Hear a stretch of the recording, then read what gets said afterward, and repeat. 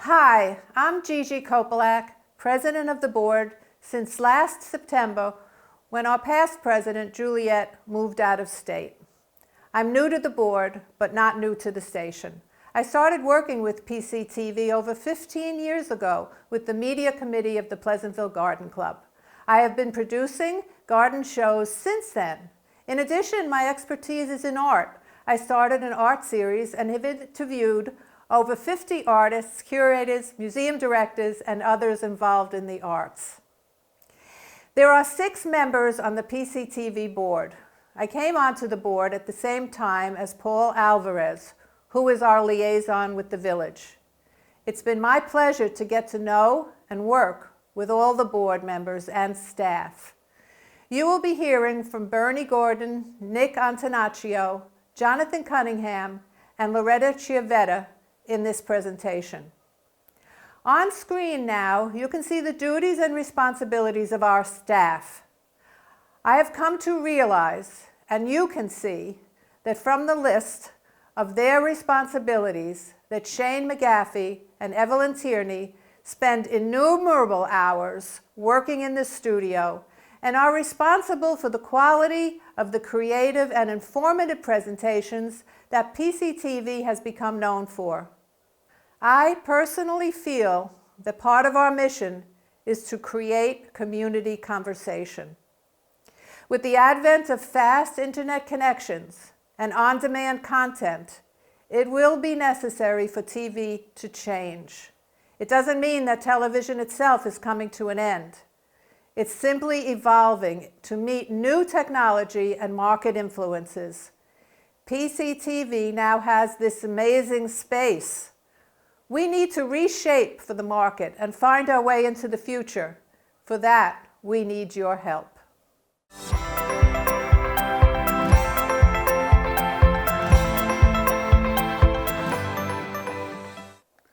The express purpose of Pleasantville Community Television is to provide the viewing audience of the Village of Pleasantville access to local programming on the Optimum, Channel 76, and Verizon, Channel 36, cable networks. These cable networks have cable franchise agreements with the Village of Pleasantville, enabling PCTV to broadcast its programming on its cable stations. The goal of PCTV is to enhance the quality of life of the residents of the village by building a sense of cohesiveness and community, by providing educational opportunities for all residents, increasing avenues of communication among residents, publicizing and covering village activities and events, and providing an opportunity for self-expression by village residents. To accomplish its mission and to reflect the wealth of knowledge and interest of our PCTV viewing community, PCTV strives to involve the community in our programming and our operations. Our studio facility is located within the Village of Pleasantville. PCTV also has the capability to originate and film programs throughout the village. Our programs are then broadcast on our public access channels on Optimum and Verizon, and can also be accessed on our website at pctv76.org. PCTV is a not-for-profit corporation registered with the state of New York and recognized by the Internal Revenue Service as a charitable organization under Section 501c3. Consequently, donations to PCTV are tax deductible. Like all public access channels, viewer support is essential, and your financial support of PCTV is greatly needed and sincerely appreciated. In addition to the Village of Pleasantville, PCTV can also be seen by residents of Chappaqua and Millwood, the town and village of Ossining, Briarcliff Manor, Tarrytown, Sleepy Hollow, Hawthorne, Thornwood, and Valhalla. We strive to serve these communities as well with local programming and appreciate their support in order to expand our operations to accomplish these important goals. Thank you.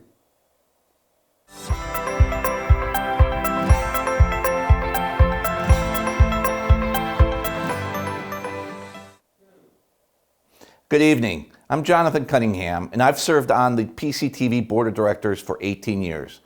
First as a Village Trustee Liaison, and since 2015 as a community member. In a normal year, PCTV would film 90 shows for the Village and between 300 and 400 at the studio for community members. Starting March 13, 2020, due to the COVID-19 pandemic, video production changed drastically. But as we know and have learned, content is still king.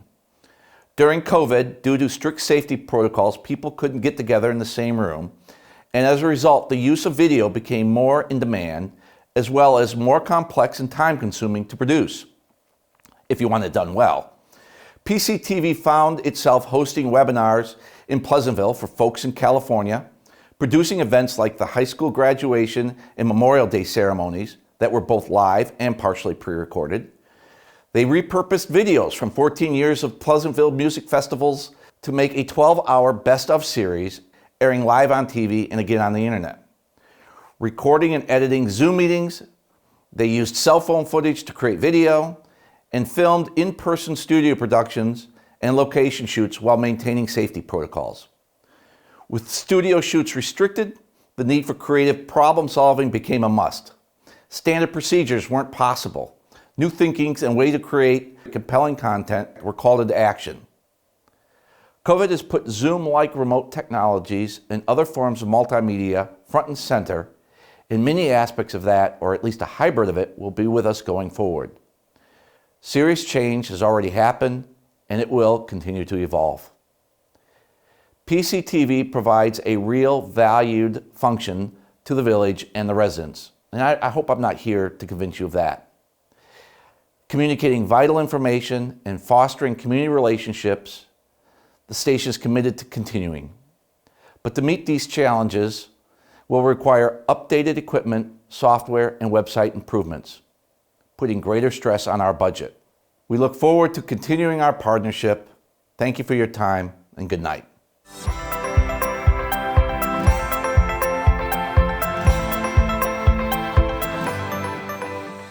Good evening. In the last few years, PCTV has acquired a new switcher, new cameras, LED lights, and a 36 terabyte server that's used for public access shows and commercial work, and has allowed producers and clients the ability to download video directly from PCTV. While these improvements have given us significant benefits, at a television station, there's always technology that needs to be addressed. 3 of the 4 editing computers that we're currently using were built in 2009.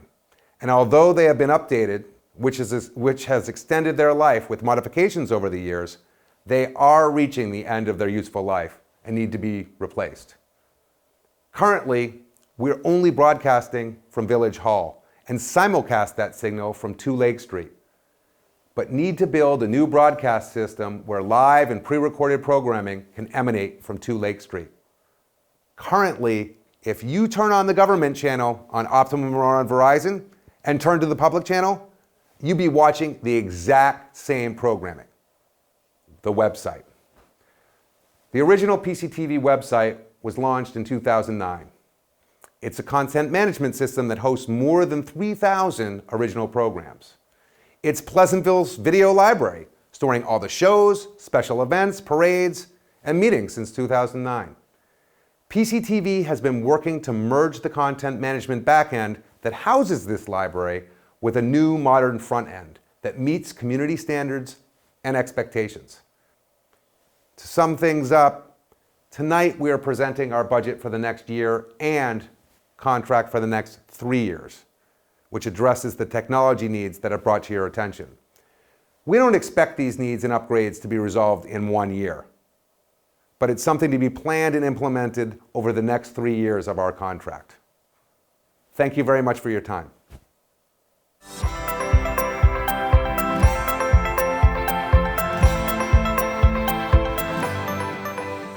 Marketing is one of the many tools used to promote PCTV's commercial work division, Media Access Pleasantville, or as we call it, MAP. Last spring, the team created flyers to promote MAP's video production capabilities. Our team created a marketing campaign directed at real estate agents. One of our clients, the homes team of William Ravis, hires PCTV often to film properties that are for sale, and we created a flyer to inform other local real estate agents about the variety of video services we offer. We will be targeting this market again in 2021 and beyond through email campaigns, social media platforms, and in-person meetings at local real estate offices when that's allowed. When MAP was first established, a two-sided 8x5 direct mailer was sent to businesses in the Westchester area. The card highlighted our production services. As businesses rebound from the pandemic, we hope to capture this business as they reestablish and promote themselves. We see a real opportunity to reach out again with a similar mailer promoting our services to businesses, schools, organizations, etc. In January, in an effort to bring awareness of PCTV to newcomers and younger community members, we launched the first annual PCTV Video Talent Contest. Our thought process was twofold. One, highlight local talent at a time when performance opportunities were scarce. And two, we saw an opportunity to attract a new demographic in our community. As it turned out, all entries were 19 years old and younger, and we're excited to announce we will be hosting more contests of this kind annually. Since PCTV is a public access station, the marketing team has to be mindful of the amount of commercial work, with PCTV's mandated purpose to provide opportunities for self-expression to village residents. And most importantly, provide excellent production services to our major partner, the Village of Pleasantville. Although we never want to lose sight of who we are, we have worked for and continue to pursue additional revenue sources with local Chamber of Commerce's, governments, and businesses. Thank you very much.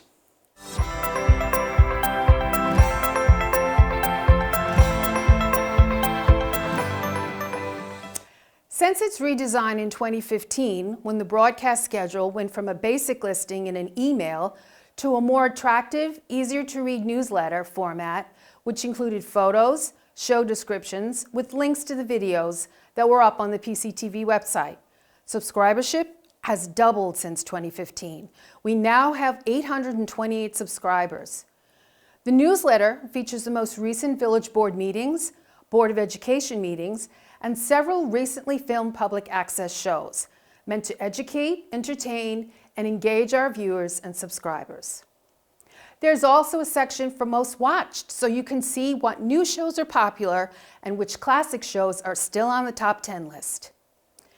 The newsletter is also used to immediately deliver messages and news affecting village residents, as in the case last year with the COVID-19 updates. PCTV primarily uses Facebook with 3 goals in mind. 1, to build community awareness of PCTV. 2, to share the current broadcast schedule. And 3, to promote specific shows we think will have a high interest or value to the community. For example, as recently featured when a new clergy member joined the community, or to introduce a new series like Sterling Suggestions, which helped older adults navigate through the Medicare system. Or when Pleasantville Strong has information for parents on safeguarding kids from drugs. Or a new business opens and we help introduce them to the community by partnering with the Village and the Chamber of Commerce to host a ribbon-cutting ceremony. We also use Facebook as a means to advertise PCTV. Events and fundraisers like Making a Difference galas, 2019 concert video, to the most recent virtual talent contest. Facebook stats tracking engagement from February 13th to March 12th show that posts during that period reached 2,811 people. PCTV will continue to utilize Facebook and increase our usage of Instagram by posting valuable content with 2 goals in mind. 1, to increase PCTV's awareness as a public access station. 2, as a means to strengthen and develop relationships with community members, organizations, and businesses that will help lead to additional financial support through donations and sponsorships. Thank you.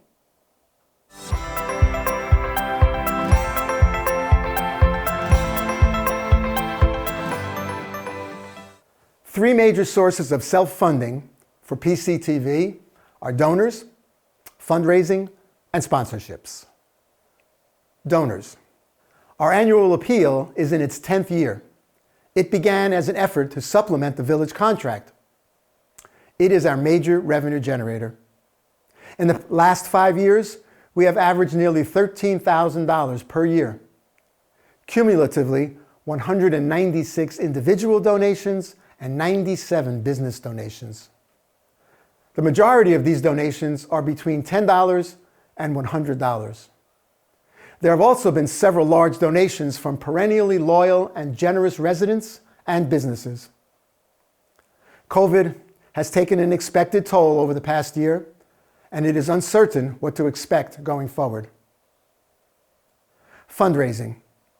We began a Making a Difference themed gala in 2014.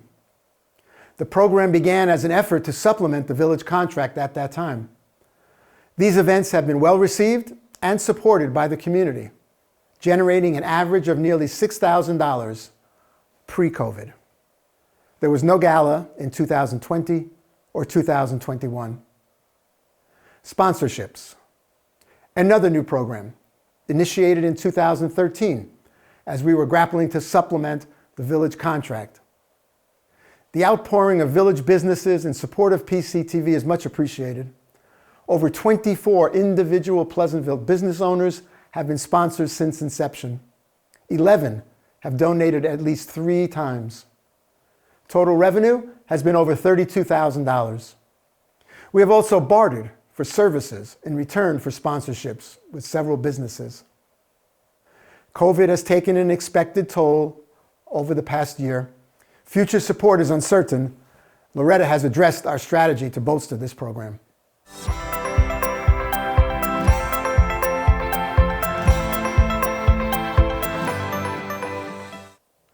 In 2015, we came before the board for additional contract funding.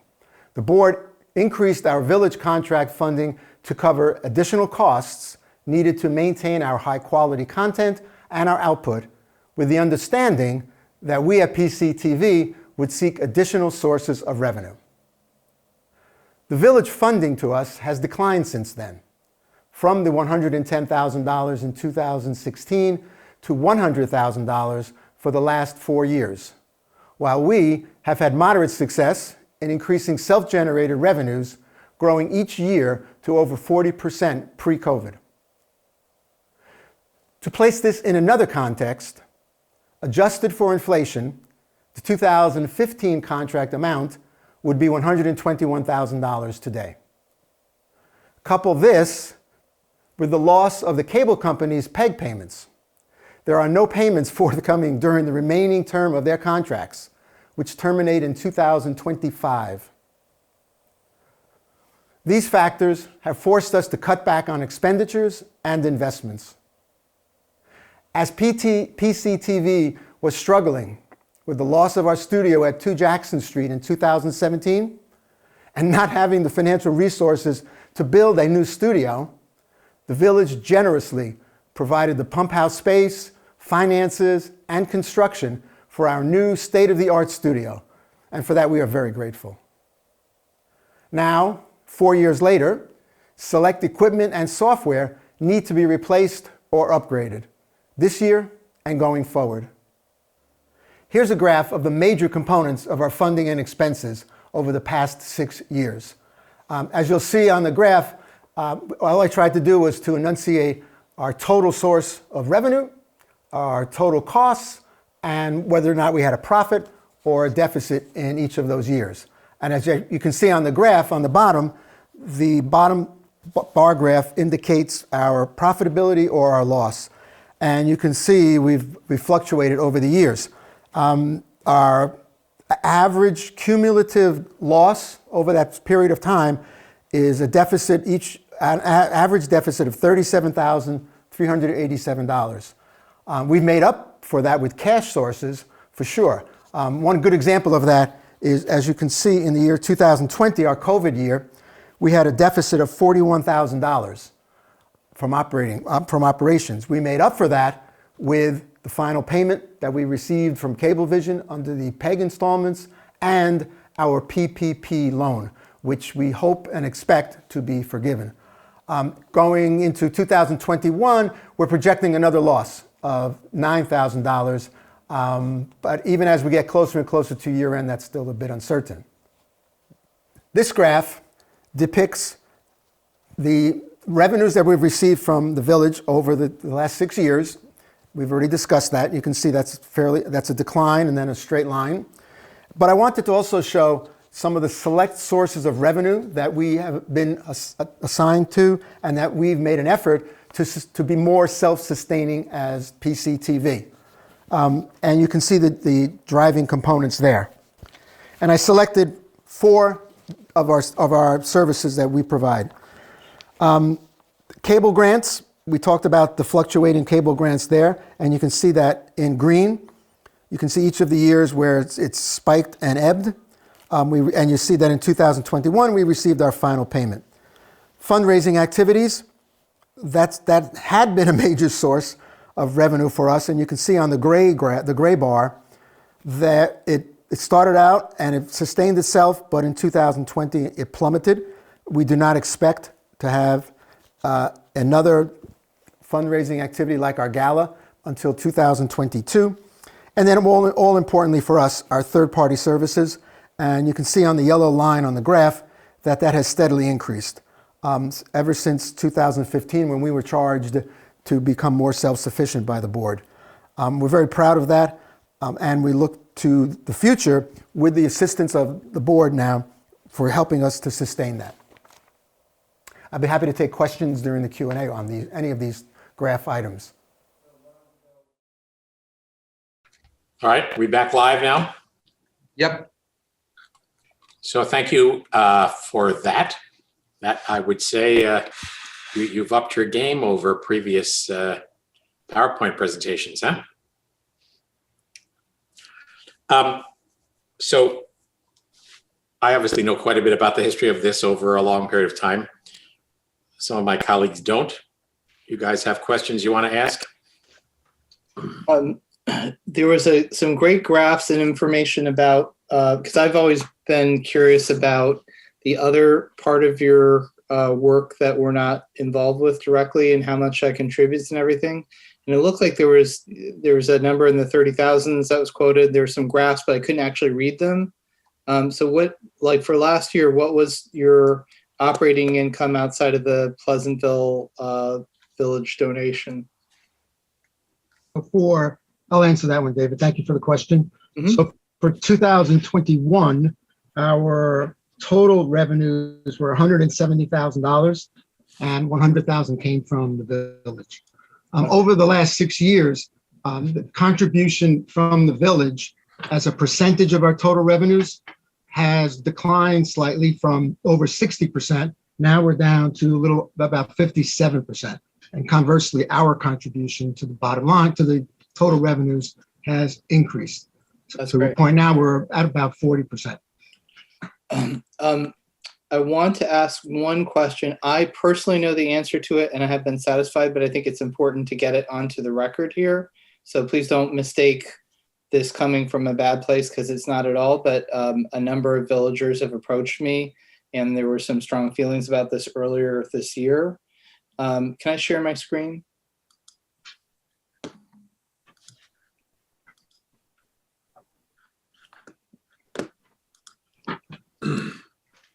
You should be all set, David.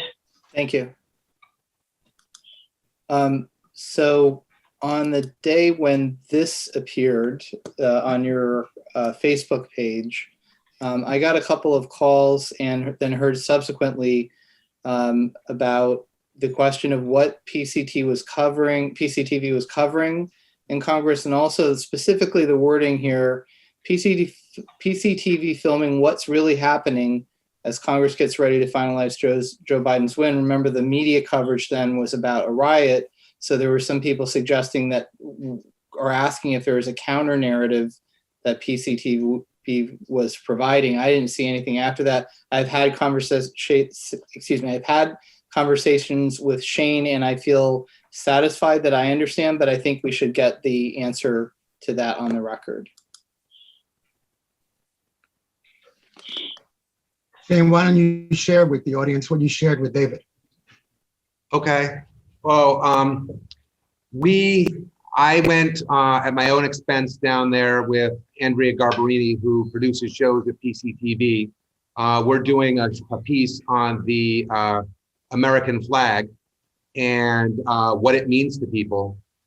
And so we went down there, obviously not knowing what was going to happen, to interview people. We've been trying to get people on both sides of the aisle to talk about what the American flag means to them.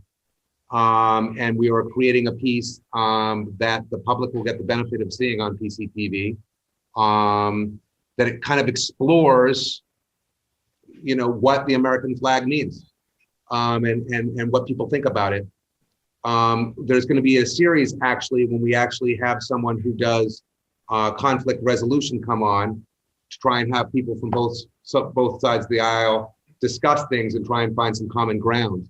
Because Andrea's feeling as a PCTV producer is that the left and the right no longer have the ability to talk and are kind of living their own separate truths. And so this was an exploration of that. Those pictures were posted, by the way, before there was the rioting and things that happened. We had no idea what was going to happen. Thank you for putting that on the record. I appreciate that, Shane. So my last question has to do with reach. As you know, Facebook artificially constrains organic reach, particularly for organization and commercial pages. Are you advertising to expand your reach within the village? Because obviously you can target geographically. And if so, how much are you doing that? What's the result been of that? I can address it from a financial standpoint, but if Shane, if you want to address it, and Evelyn, if you want to address it from a logistics standpoint, and they are both intertwined, of course. Yes, we are really trying to use Facebook more and more to reach more people.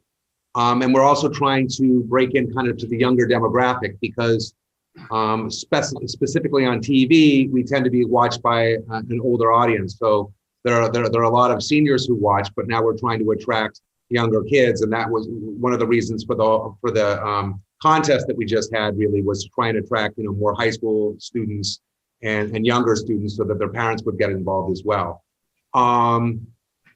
We're starting to be a lot more aggressive with it, and I hope over time a lot more successful. What we're also trying to do when we film programs now is not just film the entire program, but then do a little promo for it that can go online as well. So people see a 30-second trailer of a show that might interest them, and then have a link to see the broader, the longer version piece. Are you using a budget to boost your posts on Facebook? We are. We've started to recently, yes. Okay. And we're trying to use Instagram as well. Right.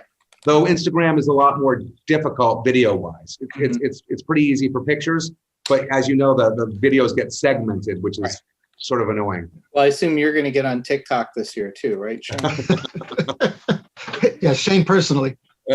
Actually, that's been a topic of conversation. Yes. But yes, David, we do have a budget for boosting, but we also recognize that it's such a specialized area, and there are folks out there, they're outside contractors that we would like to approach that can enhance and boost not just our posts on and our feedback on Facebook and the other platform, but to do other things to help enhance our outreach to the community. But we just don't have those funds in our budget, and that's part of what we're requesting in our budget increase this year. to be able to go out and as you probably know better than I, David, those are not expensive resources. Yeah, be don't able to an promote it. outside contractor to teach you how to boost posts on Facebook. I'll guide you towards some cheap online courses to do that. That's There you pretty. go. And as you can see, Shane and Evelyn have been doing that too. Yeah. David, there's one other point I'd like to make, though, that I think is important, and Bernie covered it in his section when he was talking about the mission statement. One of the great things about the public channel, PCTV, is that it broadcasts outside of Pleasantville. And so there's a certain amount of people and communities outside of Pleasantville who start to learn what's happening here based on what they see either online or on television, which I think is a big benefit to Pleasantville also, and the Pleasantville businesses. Because, we might air a ribbon cutting, and someone in Valhalla sees it and realizes, oh, there's a new restaurant. So I think there's a real value, to the village that we broadcast outside the village and can use the website to attract people outside the village. Oh, no, for sure. Let people know what's going on here. No argument. I mean, definitely when you're boosting, you're aware of the content and where it could go. That's all I had for questions. Thank you. Thank you. I have a question. Thank you. Shane, when you talked about wanting to invest in technology, you described three things: editing computers, boosting the broadcast system, and improving the website. So I have a question about broadcast system.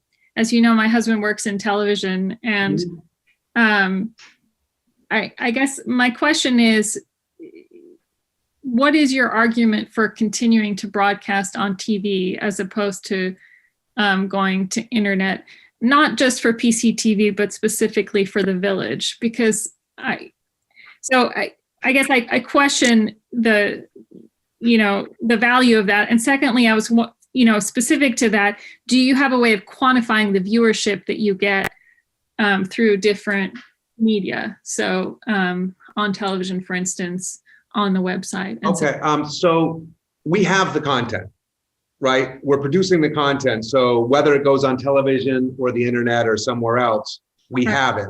And it's relatively inexpensive once you have it to broadcast it. To build a broadcast server to broadcast from PCTV is not that expensive. It's just a couple $1,000s, right? So that's not really a concern in terms of cost, because you're still paying to produce this stuff. Mhm. When it comes to who's watching it, a lot of the seniors in this community watch it. A lot of the older folk who don't have the ability or don't understand how to use a computer. And I would say that a lot of the things that we do for the senior center, we're doing because we do exercise videos for them. We do certain shows that they aren't able to watch on TV. I mean, on the internet. I can't tell you how many people actually watch because we have to do a Nielsen rating, and that's expensive. Mhm. But I can tell you, when people do shows consistently, that people come up to them all the time and say, oh, I saw this on TV. I saw this on TV. So I know, as much as people think that people aren't watching TV, there are actually a lot more people watching TV than people realize. And I also know from the subscriber fees that people are at least still paying to have television services in the village of Pleasantville. How does that compare to the website? And have you thought about putting out videos through other channels, YouTube and? Yes, we have thought about doing that, and we do that. The thing about our website, though, is it's a content management system. So you can go to our website and you can search for shows, and they all end up in one spot. So, for example, if you want to see a village board meeting, all the village board meetings are there from 2009 in order. Right, so it's an archive, in other words. So it's archived, and if you put that on YouTube, they'd be all over the place. And I think it's far more effective to have a video library where people can kind of go and see all the programming, and it makes it easier for them to find what they're looking for. Okay. Going back to the question that David posed, which I hadn't thought about originally, with respect to, you're filming something at the Capitol.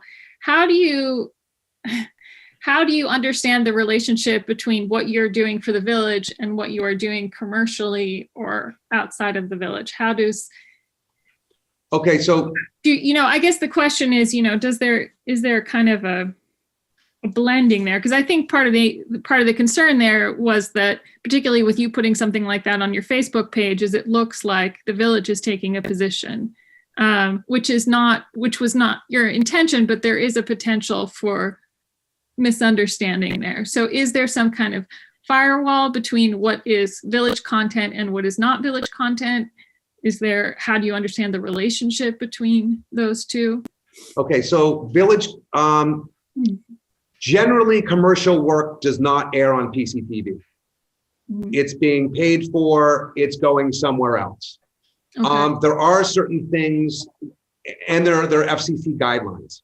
So for example, in a public access show, there can't be a call to action. You can't do a commercial, right? If you ever watch PBS, for example, sometimes they have car commercials now that are kind of informational, but that last slide that says, this is how much you pay a month, et cetera, doesn't exist. So when you watch public programming, you can give out information. You can say, oh, there's a bookstore in Pleasantville, and this is where the address is, but you can't say, come buy books. So typically when someone pays for something, they want to have some of the commercial aspects that we can't have in them, right? However, there are certain things, like we just did something for the Chappaqua Orchestra yesterday, that they're paying for, right? They paid for our services to record the sound and to edit it, and we'll be making a nice piece. And they're also allowing us to broadcast it on PCTV. The difference is they own it. It's not ours. But yeah, shoot. But to your point, Nicole, the essence of public access TV is to support the community. So within our charter, within our mission, our studio is available to any Pleasantville citizen that wishes to come into the studio and produce their own content. We don't edit what the type of content is, except as Shane would indicate, except for that it meets FCC guidelines, of course. Right. But anyone can come in, and we have had several shows over the years that have been, frankly, political in nature.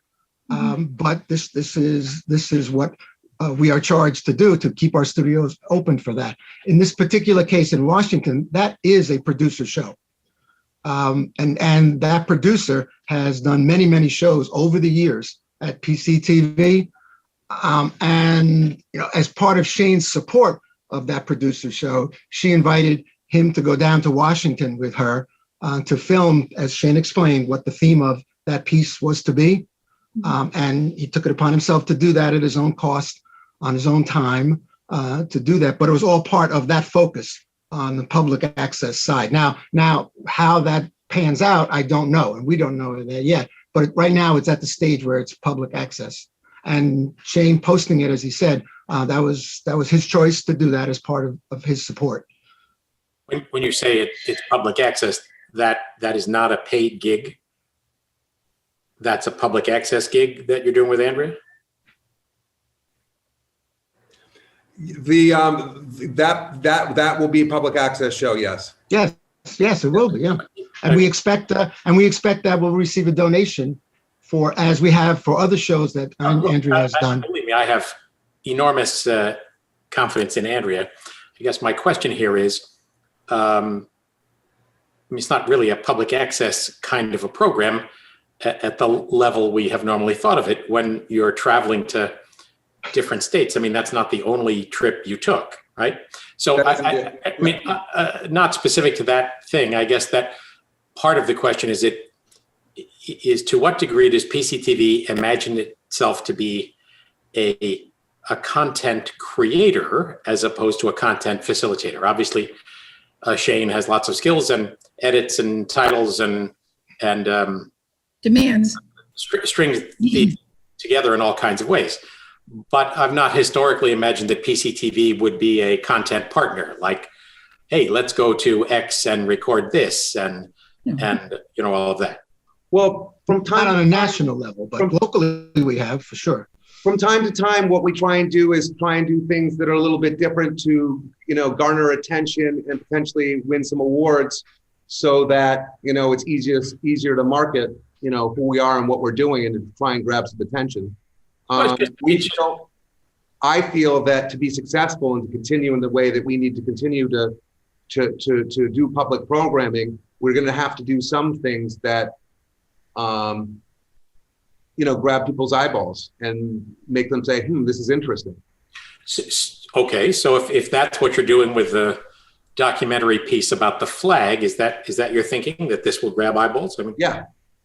Okay, so who would be entitled to that level of engagement with you and PCTV resources?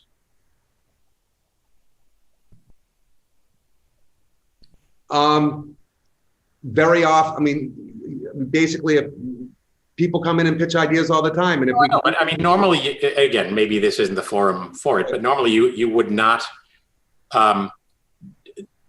be able to devote that kind of resource to a project of this kind, right? Traveling to multiple different states, all of that. So, yeah. Right? That is, I'll speak for that. That is correct. And Yeah. this is the, unless I'm wrong, Shane, this is the first time you've done something that far-reaching. Right. It's a one-off, and you made that decision. And honestly, I to mean, support maybe a producer. But you're right, Peter. You're right, Peter. We've done it all local before. But what if it opens doors and you become, PCTV gets hired to cover something or to do something, and they get paid for it? And I mean, I was in TV production many years ago, and we traveled around and we did our thing, and so it could be an opportunity to film it, to be hired to do work, and that all those other things would have to work out. How long? How much? What would the interference be? Who's going to do the coverage at PCTV? That would be a good problem to have, to be in so demand that you're getting called out on other shoots. I don't think that's the sense. It makes me very sad. Can everybody hear me? Because Yeah. it makes me very sad that all the blowback or upset over the Facebook page, because you know what? If what happened didn't happen, it would be a non-issue. So I feel like the conversation should really be, how could Americans have done that to our capital? Like, as an American, everybody should have been outraged. I will never recover from that moment and that what I saw on TV. And for a moment, I was happy. I was like, I saw the Facebook page. I'm like, oh my God, Shane's down there with Andrea. They're doing something great. But we didn't know what was going to happen.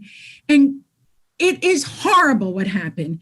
And I don't think anybody at PCTV or anybody at the Village or anybody in this town should be punished because of what other people did to our country and our capital. And I'm going to get really emotional and cry soon, because it's my first thought when I saw that post was, wow, First Amendment rights, covering something national, our flag, how beautiful did that look?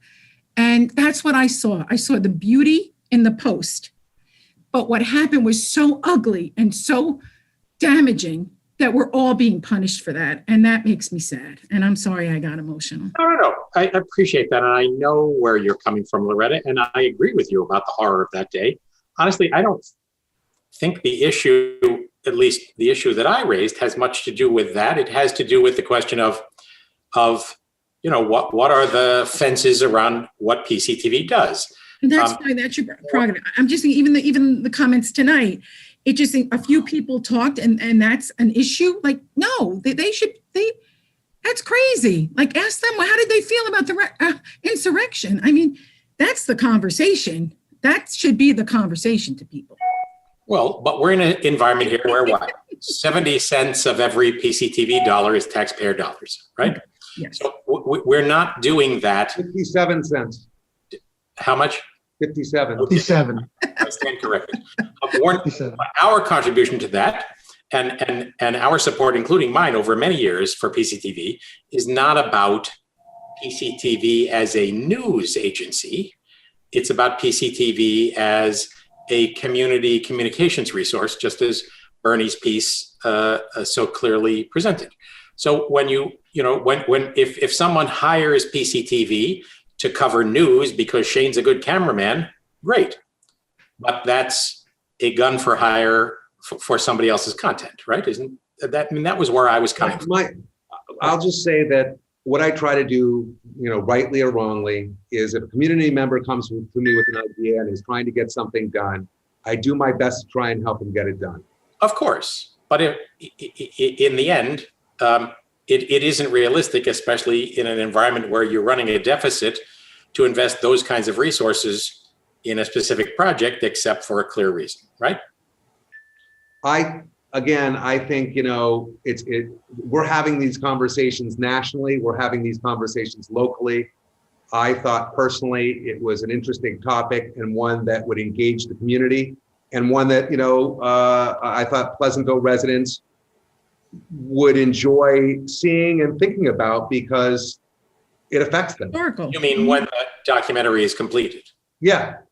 So, and it's going to be a series, and we're also, again, going to try and have in that series, some sort of community conversation where we're trying to bring people together. We're trying to be, helpful to the community here and help facilitate a coming together, as opposed to this, extreme polarization that seems to be happening. Understood. Okay. Well, so enough said about that for the moment.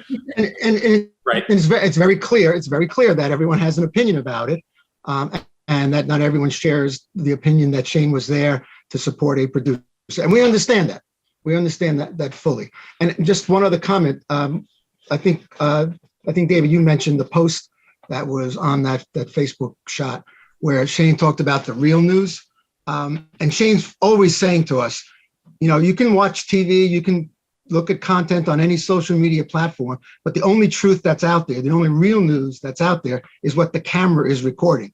And that's how Shane focuses on everything that he does. It's whatever the camera is showing, that's what our viewers see. So I think, and Shane, I don't want to speak for you, but I think that was your intent with that comment that you made about the real news. It wasn't a political statement at all. Okay, so with that, we would love to open up the floor if we have any time left for any other comments. I just want to follow up on that. I've been on the board for, as you heard, 18 years, which is. You look younger in that gallop. I know, right? Makeup. You're an adult. This is I've never seen the station or Shane go much beyond the Pleasantville limits to do 99.999% of the production that he does, and to try to somehow generalize that one thing into the overall mission of the station, I think is a mistake. This is also the COVID year. There wasn't as much going on at the station as is in normal times, so he had freer time of his own to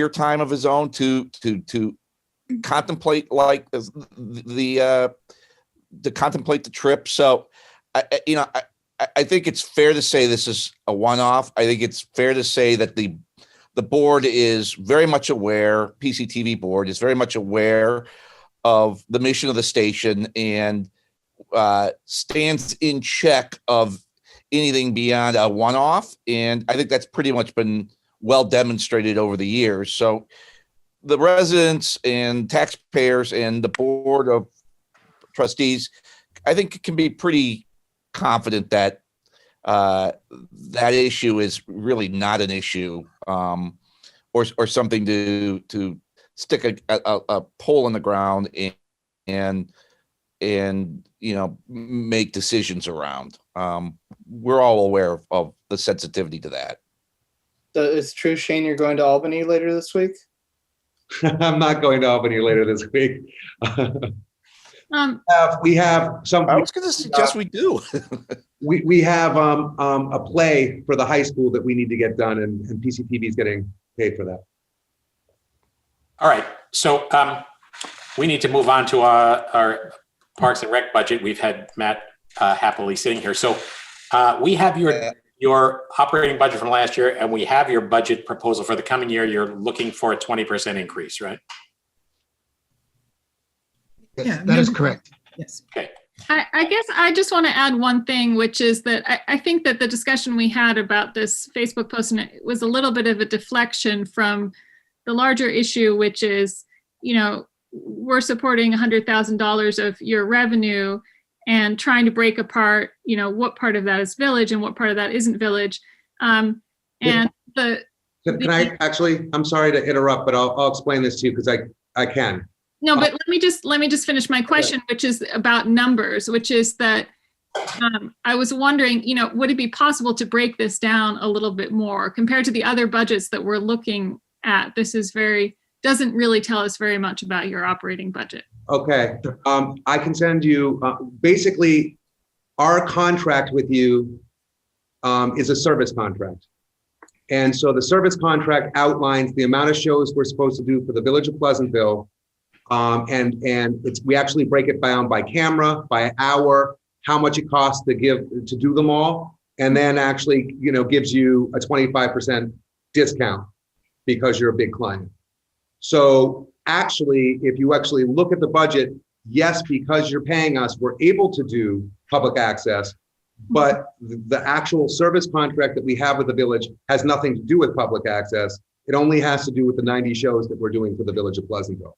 And we tried to bifurcate that several years ago so that, if you guys decided you wanted to do something a different way, you could say, you know what, we don't want to do that show anymore. We don't want to do that show anymore. It was clear. Okay. Right. So again, it's a service contract.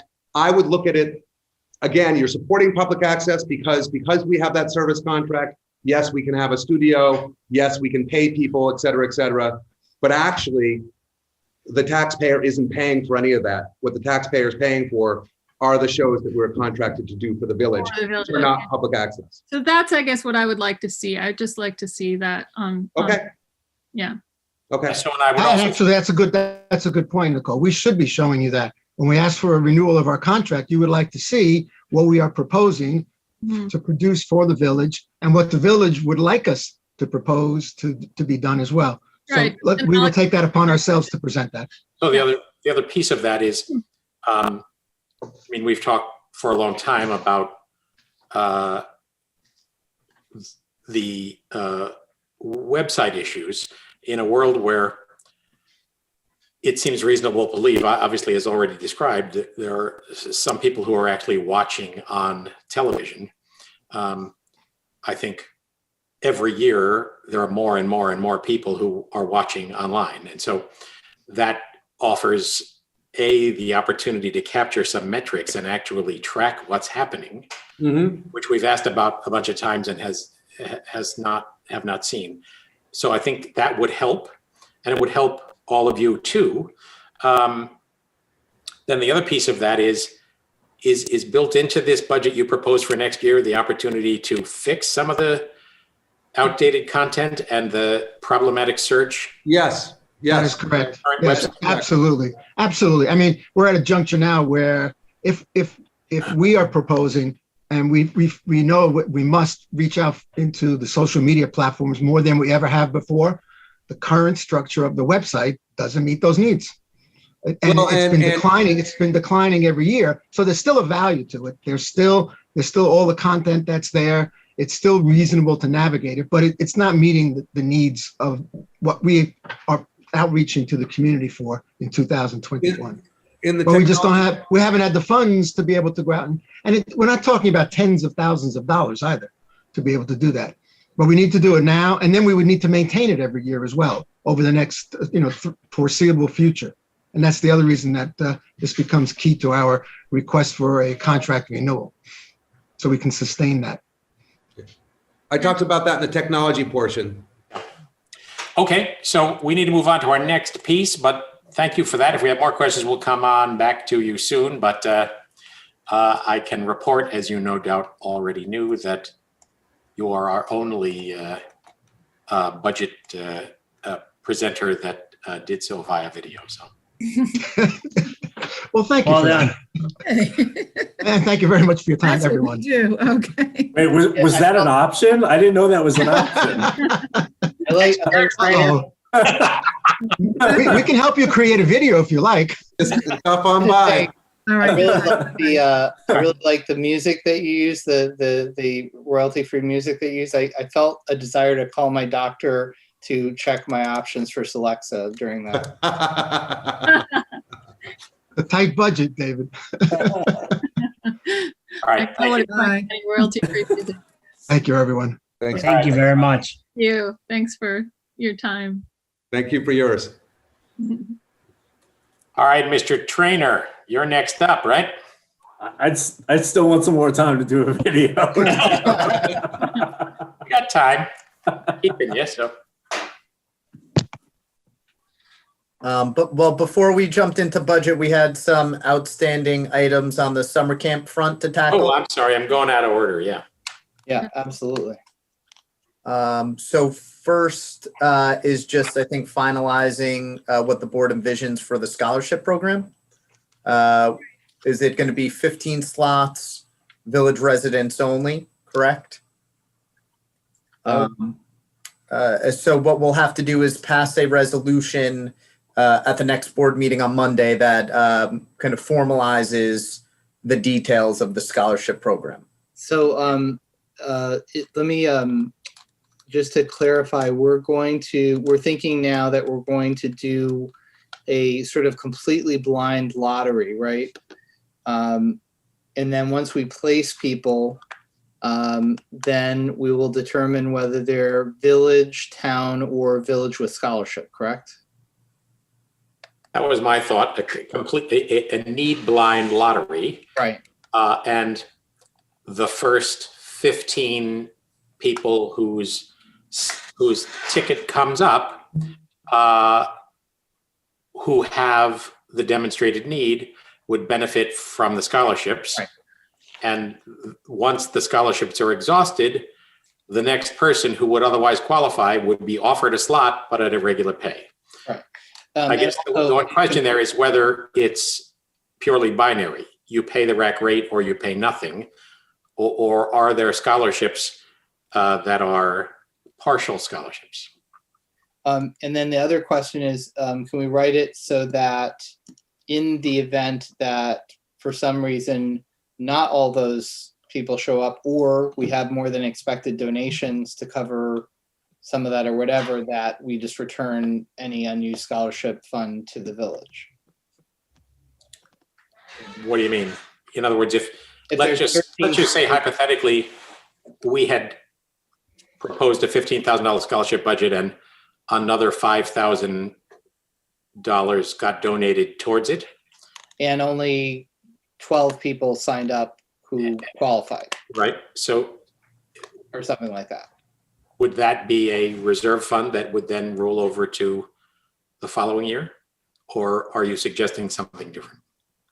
I'm assuming it would just go back into our general fund, but I don't know how it would work. Yeah. I guess Treasury.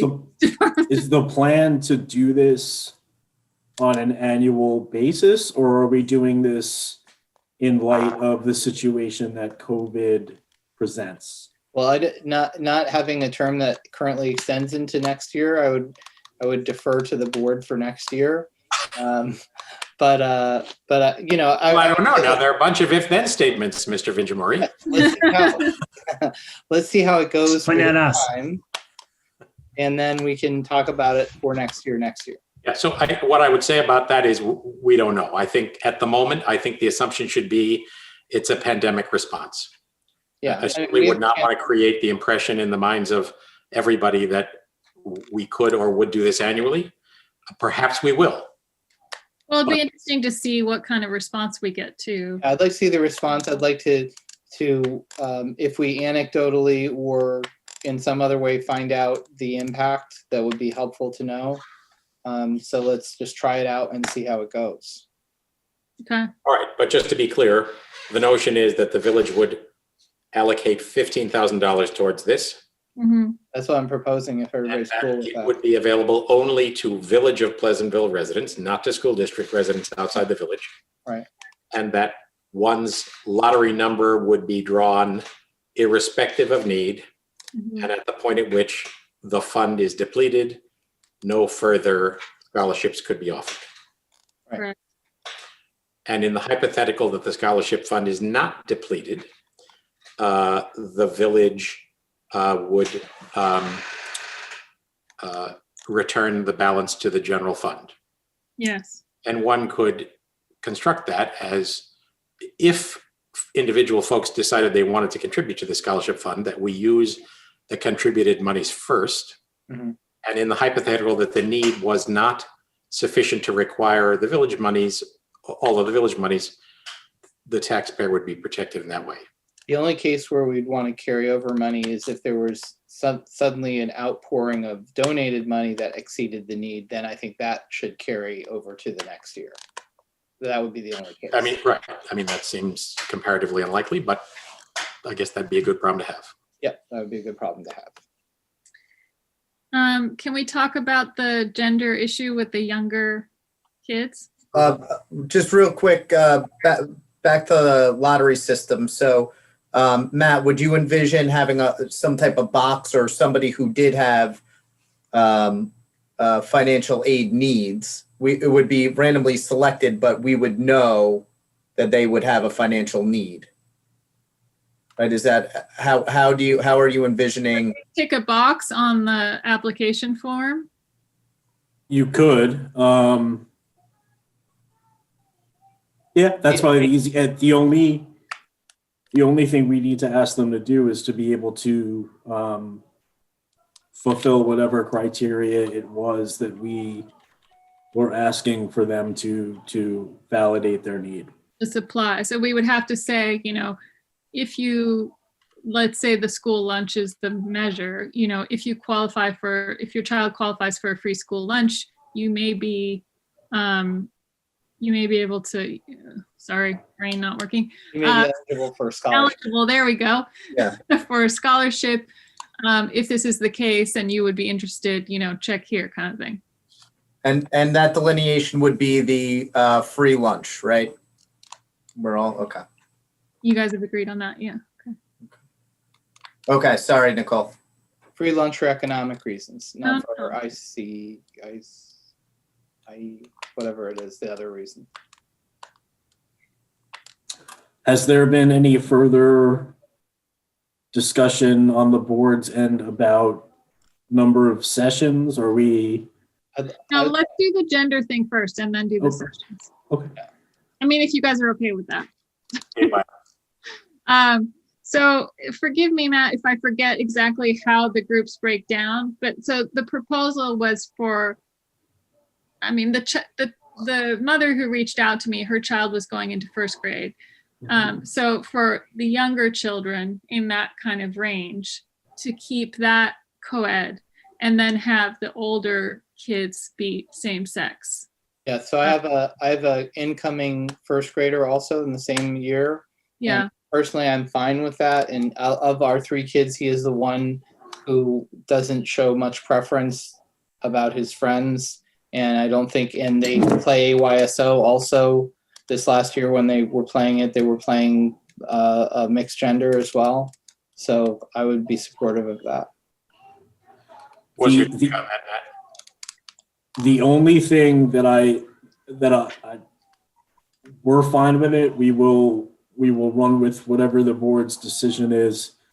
The only thing that I will say is that when it comes to bathroom breaks, changing at the pool, things like that's when those mixings get troublesome. But that it's workable. It's just something that we should be aware of.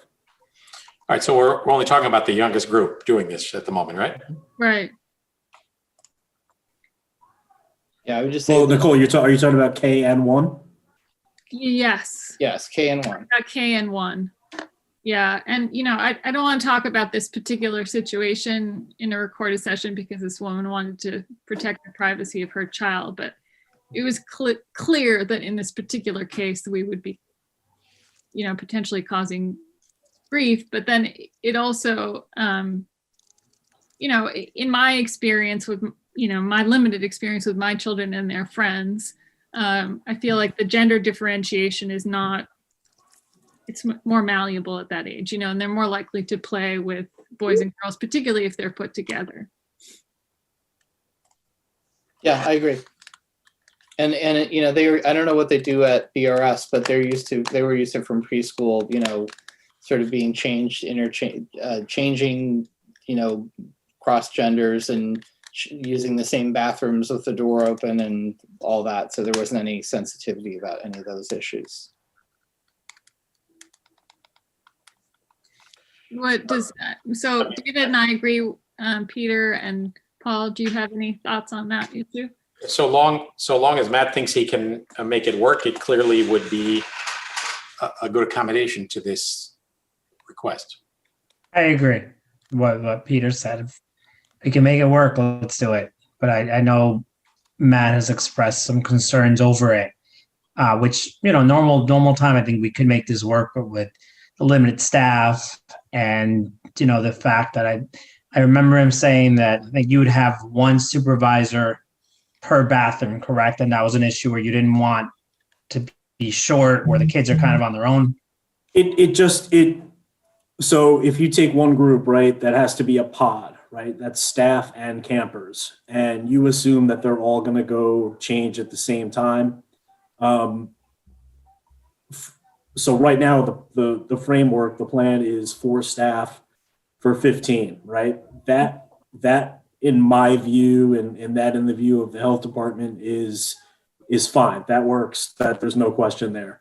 When you have issues where, some years you can only find enough staff of one gender versus the other, you have a group that's mixed heavy one side or the other, that sometimes throws things off. And again, remember our staff are 16, 17 years old. They're not teachers. They're not in their 20s and 30s. They can be on the young side too. And of course, we try to stick the more experienced, older age staff with the younger groups to accommodate for that need. But there's still a kid watching kid element here to some degree. So just to be clear, you don't have to gender balance all the grades. You just have to gender balance the kindergarten and first grade. Oh no, I know. But again, the younger staff require to a degree more supervision. So if you get a scenario where a male had an accident, right, and the group's over there, but you only have enough female staff on duty, there's situations that occur of that nature.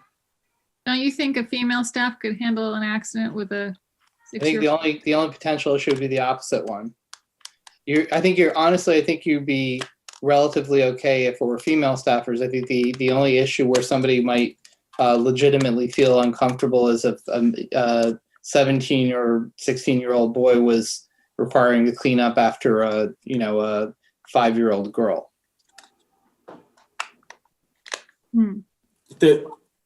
So in my experience, children have gone home and said things to parents that have been either misconstrued or said in a way that concerns the parent. Okay. So are you saying you can't do this or you can do this? No, I can do it. It's just I just have to communicate to the board situations that I've experienced. Yeah. That's all. I don't want to push you too much, Matt, but I feel like this is something where it potentially has real ramifications for at least for one child. Yeah. And that's going to be an issue if we can't accommodate it. So I guess it's like, I understand you're saying that there are potentially scenarios. There are potentially scenarios on both sides. Yeah, absolutely. In any instance, I just right. I get what you're saying. I totally get what you're saying, and I'm sorry if I'm making your life. Well, also remember, we're not civil servants, so we don't speak the same language as you. So we can't always tell when you're saying no by saying yes, as opposed to when you're saying yes by saying yes. It's part of the problem with Zoom too, right? We're all a little stiffer. All right. So are we agreed that we can do that for K and first grade? Sure. Okay, cool. All right. So should we go on to whether it's going to be 1 6-week thing or 2 3-week things? So I really wanted to hear you talk about this, Matt, because I asked Peter about it a little bit separately, and he said that you and Eric were going to talk, but I haven't been privy, so I would like to hear your thoughts on it. So you've heard what the health department is requiring in regards to the pods and keeping children together, right? So that's all out of the way.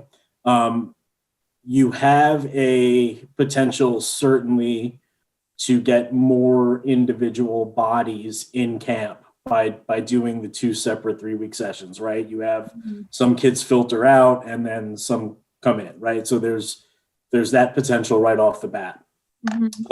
Where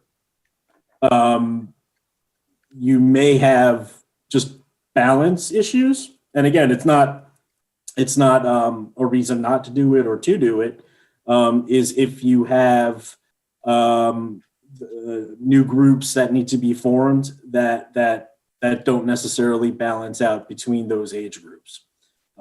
So you fill one set of campers versus another. You have the potential to fill up all 210 slots with the 6-week option right off the bat. You know that it's there, the groups are done, and that's it, versus sort of uncertainty about the first versus the second half. You also create potentially more competition to get in them. Would you have to do a lottery system for both sessions, right? If somebody with some pretty bad luck loses out on one session in a lottery, and then they lose out again in the second session, how does that work? Do they automatically? I don't think you would want to do it that way. I think you'd want to basically do a lottery with preference, with a ranked preference, and then fill up to the preference and then go to the second rank. Everybody. The hard thing numerically about this is, for sure, if you knew that there were going to be, if we got 380 or whatever people saying yes, and then 20% of them had more than one kid, and we knew there were going to be over 400 people who wanted to join it, then for sure you'd have to do the second option. That would be the more efficient way, right? But if it's like 100 or 150, then the first option would be the more efficient way. We just don't know until we do it what's going to be the more efficient way. We did get, we heard from a number of parents this week wanting the 3-week option, because there was also concern that the kids were not going to last through 6 weeks all outdoors. So that, all things being equal, probably, although I had envisioned that I thought that I liked the 6-week option better, I think I would probably vote for the 3-week option if we think that's workable. Just to play devil's advocate, you, David, did that clever thing with the hand raising, and we saw that it was 50-50 in terms of those who preferred the 3-week option, those who preferred the 6-week option. And I spoke to a couple of people who definitely prefer the 6-week option. So, well, the 6-week option is possible in theory, right? But if we do the 3-week option, in theory, you could still get 6 weeks. But if we do the 6-week option, you cannot get 3 weeks. That's the right. That's the right. With the 3-week option, you have the potential to cause problems for people who need the 6-week option. True. Right. True. So yeah, exactly. So you're just basically, either way, you're cutting some people out potentially in terms of what they desire. For me, given that that's the case and that there's no perfect solution, it seems maybe we should go with what's easier, which would be the 6-week. But I mean, I guess the problem is we know in the 6-week option that nobody's going to get shut out. Sorry, in the 3-week option, nobody's going to get entirely shut out of camp. Right. Or I would suspect so anyway. I doubt there's more than 400 and X number of 30 people who are going to, or 430 children who are going to sign up. Yeah. But we could have 100 or more children who get completely shut out of camp if it's a 6-week option. I think that's the issue. If we're going to do it, that's because their families don't want to sign up for 6 weeks. No, because there are not enough spots. There aren't enough spots. Where if we guarantee, like we could essentially guarantee everyone at least 3 weeks. We can't guarantee everyone 6 weeks. So I get that. I get my question about that further to your thoughts, David, in the past about serving working families is you'd have a bunch of people who say that we have made their life harder.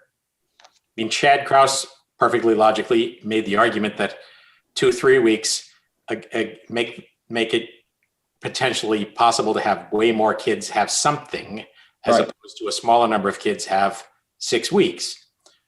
The counter argument obviously is what we have, what sort of impact we've created on the families that are looking for as much activity for their kids in the summer as they can get in order to keep working.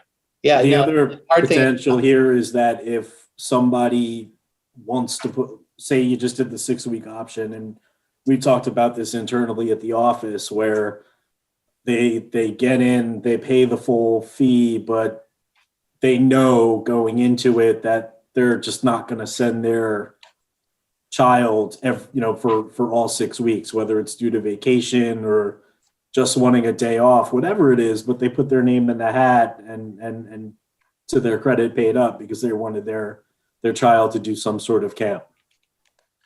So your point being that in that case, they're taking a spot that they're not really using completely.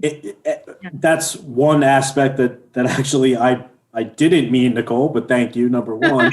But number two, I think somebody listening to this conversation right now might be like, well, you could save me half the cost. There's Yeah. I mean, I think, so Chad is the one who spoke, but since I happen to live next door to Chad, I know that a lot of the thinking was actually coming from his wife, Kimberly.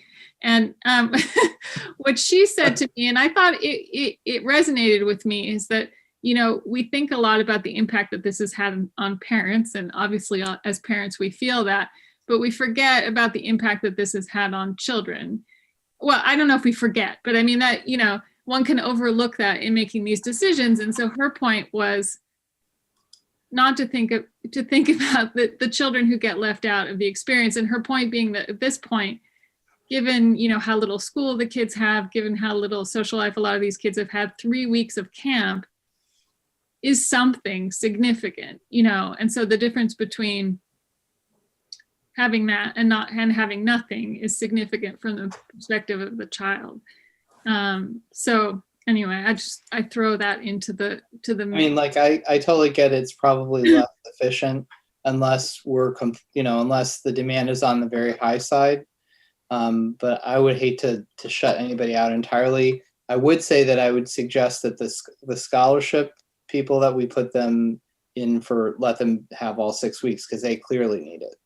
It's hard to know who else among the people who are applying, don't have other options. But for sure, I think we can assume that the people who are getting scholarships don't have other options. I guess the question is it possible to start? I was going to say, is it possible to start off with the program with 6 weeks and see how much we get? I mean, if we fill up the program for 6 weeks, that's 210 people, including that we're taking 15 of them, wouldn't we be serving the community who wants that amount? And we're kind of, this is the plan we had going forward. This was the idea. This was not the easiest way to do it, but the most conscientious of what the rec department is trying to do to put this together. So if we put out there the plan, this is going to be 6 weeks, people are going to make different plans of, okay, well, I can't do 6 weeks. Like, I have a vacation, or my kids are going to go to another camp, or whatever situation it is. And everyone who is depending on just this is their only thing that they have going on.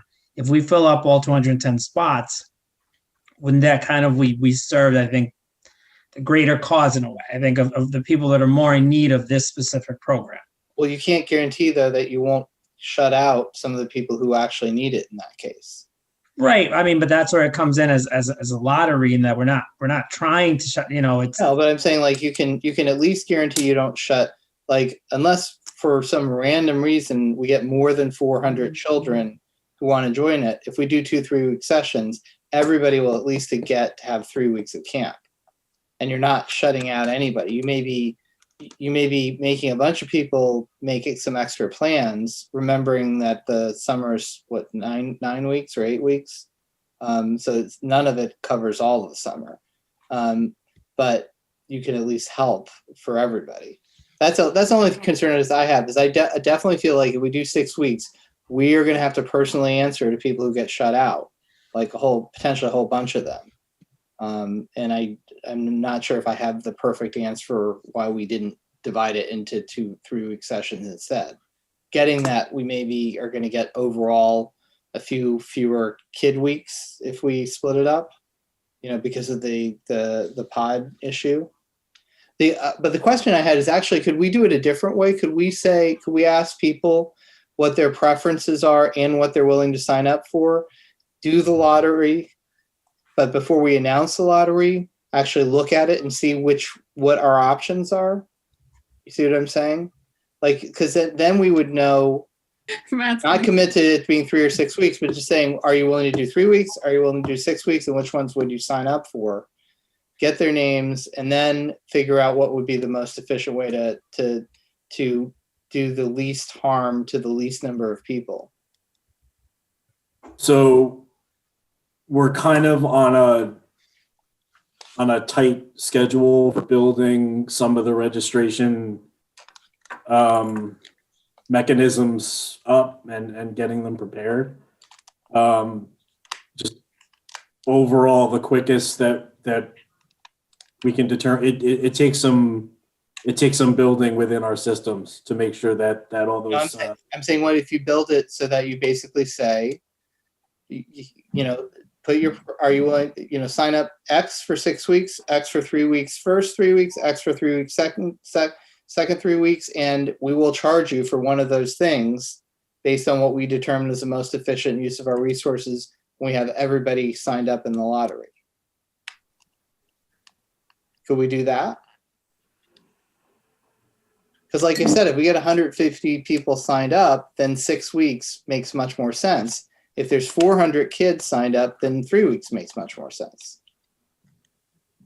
So people would. 400 kids are signed up by some families who need 6 weeks, and we pull the rug out from under them if we say, sorry, we're going to give you 3. I don't think we do that. I just think. Well, what if we pull the rug out from 100 families whose kids desperately want to, spend part of their summer in camp, but we can't accommodate. I get it. It's just that there isn't any option that rings every bell, right? No, but what I'm saying is, like, for sure, if we do, again, economic need is a really hard thing, and if we could judge that, then I might have a completely different opinion. And we're going to do the scholarship program, but I'm saying for sure we're going to shut some people out if we do 6 weeks, for various reasons. Yeah. But if we do 3 weeks, we may not fully satisfy everybody, but everybody will get an opportunity. That's all I'm saying. That's Chad's argument. Matt, would you know what neighboring towns are doing, like Mount Pleasant? Do you know any of their plans? So most of them have, if they've done anything at all, see, space for a lot of them is the issue. If they're not allowed in schools, then they're kind of doing the same thing that we are.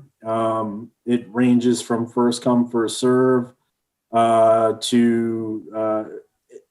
different municipalities have different structures from us as well. North Castle, you were allowed to register week to week. I don't especially know what they're doing now. In regards to the financial aid, and again, I don't know if the entire Eric, did the entire board see the packet for the financial aid? Yeah, but we're not going in that direction for. Well, but in regards to if there was a way to sort of pre-qualify those individuals, if the issue is serving the residents that have the financial need, right? If we know some of that information beforehand, that's helpful. Then you're kind of eliminating one of those issues. And Paul, I can speak where I live. it's 1 6-week session, first come, first serve, and they're communicating that registration is going to be limited. It's outdoor. I mean, my belief is that that seems to be what most places will do. I mean, I understand, we want to try to help as many people out. I can tell you that. And I've had this conversation with my wife as well. My wife was all about the 3 weeks. And I completely understand that. I mean, I want to have the ability to do something like that because, we're going to be away at one point this summer. So the idea that, my son can't go to camp because we're going to be away, I feel bad about it. But the thing is, I feel like this is something that's going to happen again, and not to, play that record that we're blaming this on COVID, but we're so limited in that. I feel like we're putting a lot on Matt and his team to do a lot. And, just the fact that we're doing it, I think is a great thing in general, that I just don't know how much we want to stretch out our staff to this. So I just, that's my concern. I mean, about splitting it up. It seems like from just the logistics of it, it seems like a lot more can go wrong. My concern also, which I don't know if we've discussed, is how it works with the pods. If people are picking the 3 weeks, if they are vacationing, are people vacationing outside of the state, outside of the country? Is there going to be some kind of mandatory testing when they come back? How is that going to work into bringing this when you're allowing, people just to jump in 3 weeks, let's say in the second part? So have we looked into any of those logistics? How's that going to work? Or the same thing, even if someone is doing a regular, if they're going to go away in between camp, are they going to be allowed to go away, or do their membership to the camp essentially end because they left halfway through? So perhaps those are some of the questions I think we can answer before we can really fully decide whether, doing a 6 week or 3 week can go. We can't keep people from going abroad for spring break in 2 weeks. I mean, there's nothing we can do about it. I mean, right. For all those reasons, I mean, I really am inclined in the 6 week direction. I say that not without plenty of sympathy for the very reasonable argument for the 3 week, but we're struggling in this environment to pull this together in a successful way. The relationship between campers and their counselors, the business of getting counselors up to speed to respond in a kind of a complex environment, probably hasn't fully sorted itself out until week 2, just to begin with. And mixing it up a week and a half later just seems problematic to me. I recognize there's no decision here that solves everybody's problem, but I would vote for the 6 week scheme. I want to make one more try, because I think this is going to cause us way more problems than we think it will. And I really want to not cause us these problems. First of all, I'll suggest that, Paul, if you're not winning the argument in your own house, that should be a sign. That could be taken in multiple ways. Happy wife, happy life. Wow. I do not accept this as an Trust argument. me, happy wife, No, I happy think life. I actually had the Tell you same that. opinion as you did going into this, and my wife took me and explained to me why I was an idiot, and I tend to agree with her. But the other thing that we haven't talked about that I do want to put on the table is the fact we're talking about economic issues, and for some people, $1,000 per child is actually also an economic issue. So the ability to make a smaller financial commitment to 3 weeks of camp might be helpful, remembering that a lot of the other options at this point may be 1 week camps. There's a lot of 1 or 2 or 3 week options out there for the rest of the summer that people will be in. So that's not, them doing it in this chunk is not at all unusual. Whether you're talking about ARC stages or the the multi-sports camp or whatever, there are a bunch of others that operate in shorter segments as well. Right, but they're by and large run by adults with adult counselors. Not the multi-sport camps. So they're all run by adults, but some of them do use college and high school age kids. I mean, everything we've said is true. We just have to decide. Yeah, I agree. I'm feeling really torn. Like I want to make things easier for the rec department and for the staff, but and for the kids. I mean, I think I think David's last point about the economic commitment is a legitimate one. I mean, I think that's one that people were making during our discussion. Nicole, just to honestly, it's not a question of easy versus hard. Mm-hmm. It's just it's a balancing act between, you know, what are the consequences of doing one versus another, and I think the board has talked out those consequences fine. Right. Now it's just a decision point. But in terms of easy or not, it's the same 6 weeks, no matter what we do. But there's just a series of adjustments that will have to be made from one session to the next. If we decide to change those campers up, right? If you introduce some and take out another, but they're gonna have different consequences, and there will also need to be a cutoff date, right? We would have to know who those second week or second session campers are a good week and a half to 2 weeks prior to that next session starting. We should sign them all up immediately. I mean, Right. If we're going to do 2 lotteries, you do 1 lottery either way. I'm glad you said that, because at least at that point we would know. But again, it's just putting together a puzzle. Also, I think, frankly, for one of the things we didn't talk about is if we were to go that way of 2 3-week sessions, you'd really want to decide who you admit for an extra session based on the most efficient group matches. So, right. So if you got, let's say you have 400 potential slots instead of 430 for 2 weeks, let's say, you'd want the combination based on the age and gender of the children after they've gotten their first choice, you know, their 1 3-week session, to fill in the other 3-week session for the spots you have left. You'd want the ones that maximize the total number of kids that you can accommodate, right? So you need to see the whole picture all at once. Mm-hmm.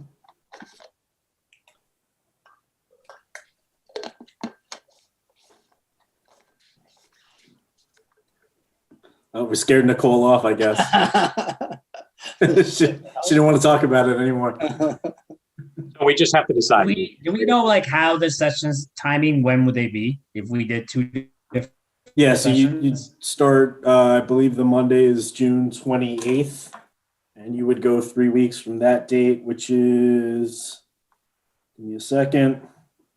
You'd go June 28th through July 16th. Then the second one would be July 19th through Friday, August 6th.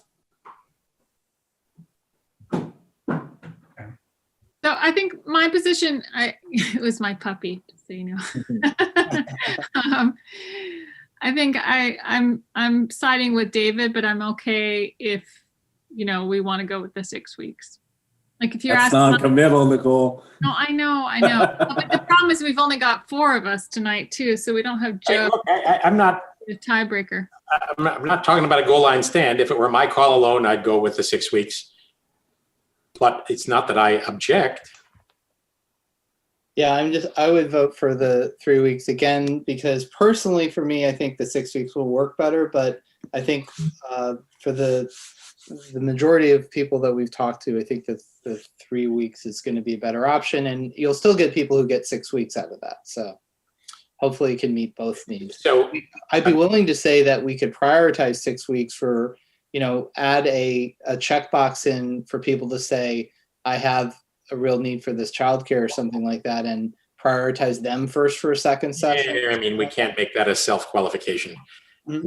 The alternative, if we did the 3 week or the 6 week, the 3 and a 6, is to say lottery number 1 gets to choose first session, second session, or both. Lottery number 2 gets the same choice. So in order, everyone has the option to choose 6 weeks. And the only people that wouldn't have the option to choose 6 weeks would be when session 1 or session 2 was full and only the remaining session is available. Is that? I would be willing to compromise on that. What? I'd be willing to compromise on that. I mean, is that a compromise or is that a gift? I don't know. Well, it's a compromise in the sense that you're going to get more than 200 people in there, because not everybody will choose 6 weeks. Right, but what it also means. That would work. What do you think, Matt? Yeah, that's the only. We would just keep going until slots were taken up. Right. All right. What do you think, Paul? Are you okay with that? Yeah, that was kind of like where I was trying to get to earlier before we've got in a couple circles, but All right. So yeah, now, that makes sense.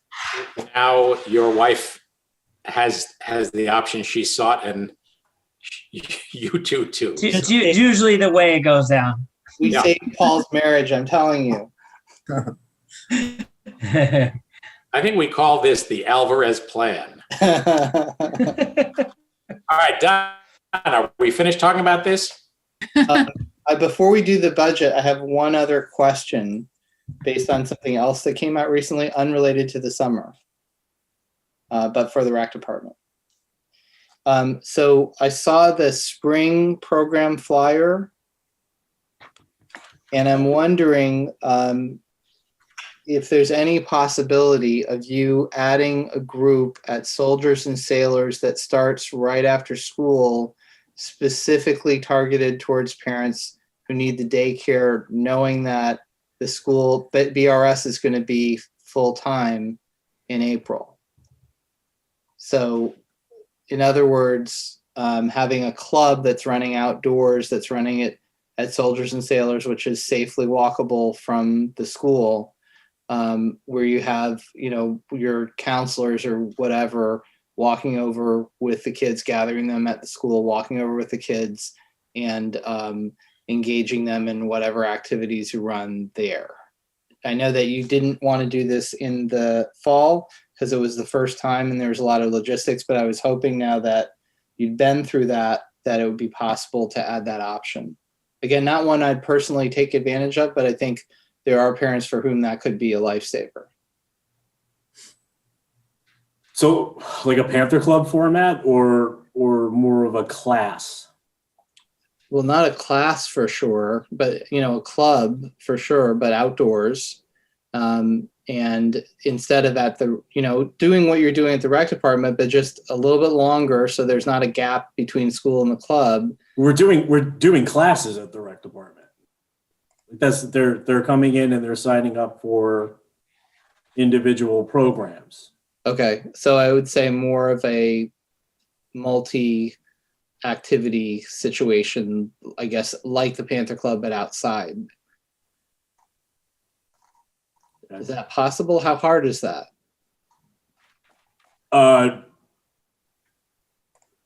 Right off the bat, it again, just like camp, it simply depends on what staff are available, how many people would actually be interested in doing it. Mm-hmm. Shelter is still an issue, but we can. I mean, it's the same. Do you have the same issue at the rec center, right? Because that's going to be outdoors. Those programs, correct? Yeah, no, I know. But if you get something, right, it's different to cancel a class at the last minute than a club when there's X amount of kids. So it's doable provided we have the staff that are available to do it, which I can't answer that question. Right now. Well, I'm not pushing you to do something you can't do, but what I am saying is that if you can do it, I think there's people, the programs in the fall were very helpful and people enjoyed them and appreciated them, but there was a segment of the potential audience for this who couldn't use them because they didn't have the spare parent or the nanny or the au pair or grandparent to pick the kids up and drop them off in the middle of all of that. So we could help some people that potentially were unable to avail themselves of the program in the fall if we could do this. But I'm not going to push you to do it if you can't. I'm just saying if you look at your resources and find that you could offer that, then we could put it out there and say if 10 people don't sign up for it, we're not doing it, but see if there's the demand. Sure. And I really don't want to push you, but I just think it could, it potentially could be really helpful. Yeah, no, we'll do the homework. Thank you. And don't take it as any indication of the fact that I asked you that right before we're looking at your budget.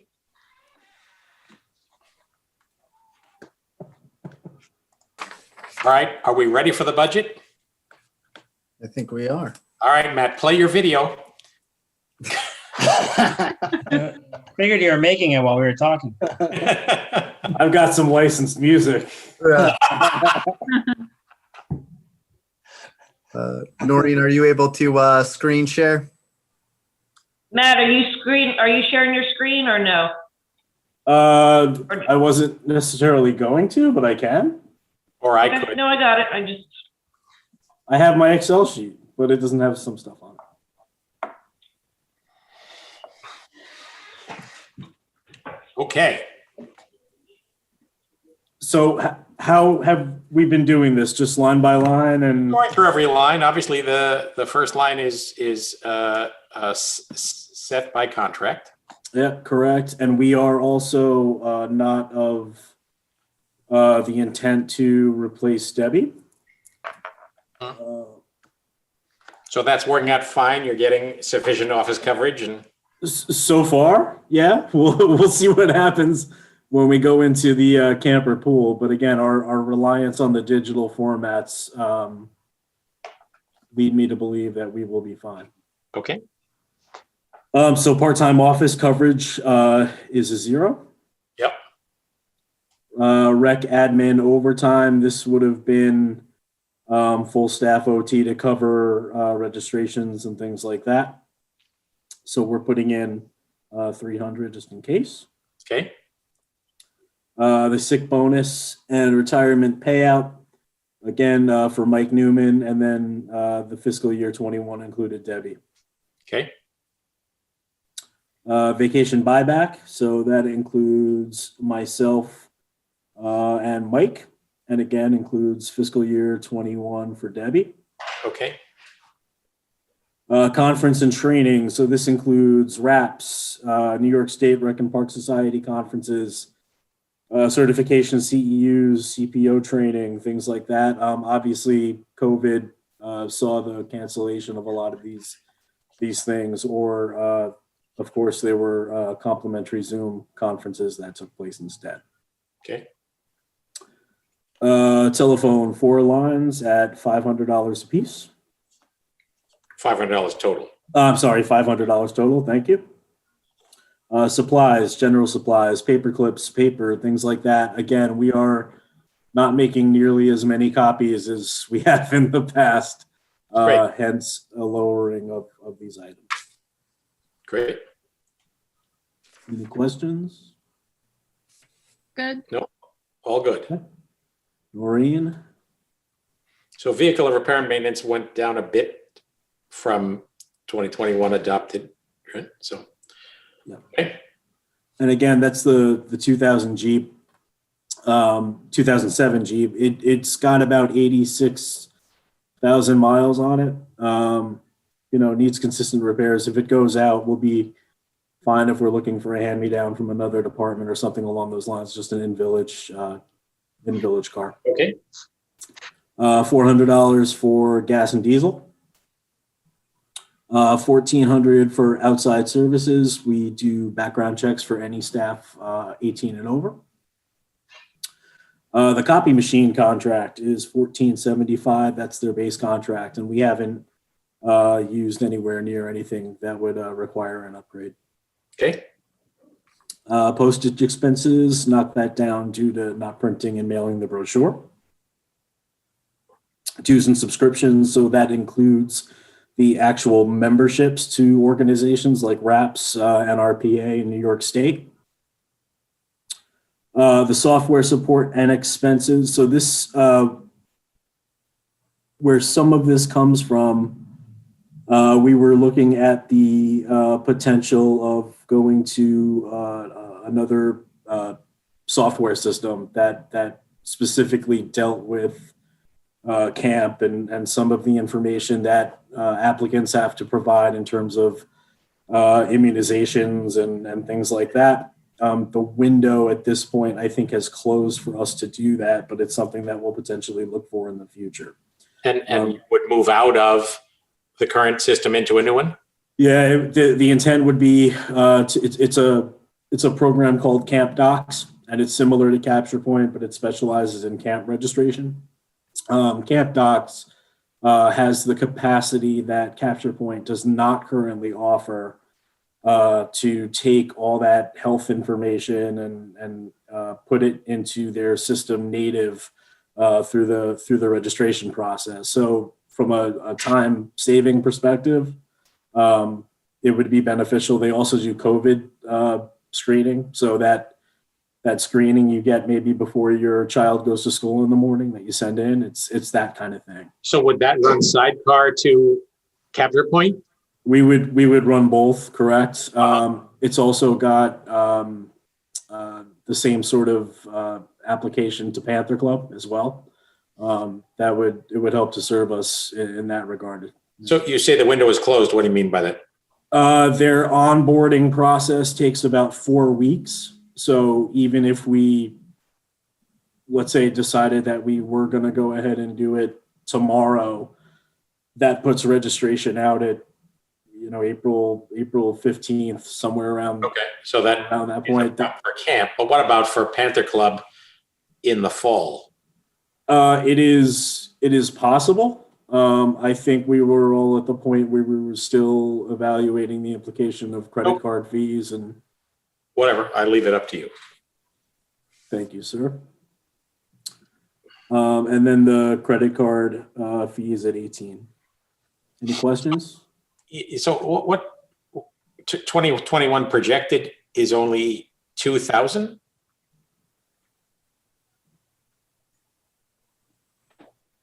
For the credit card fees? Yeah, so we have one session left for the spring programming.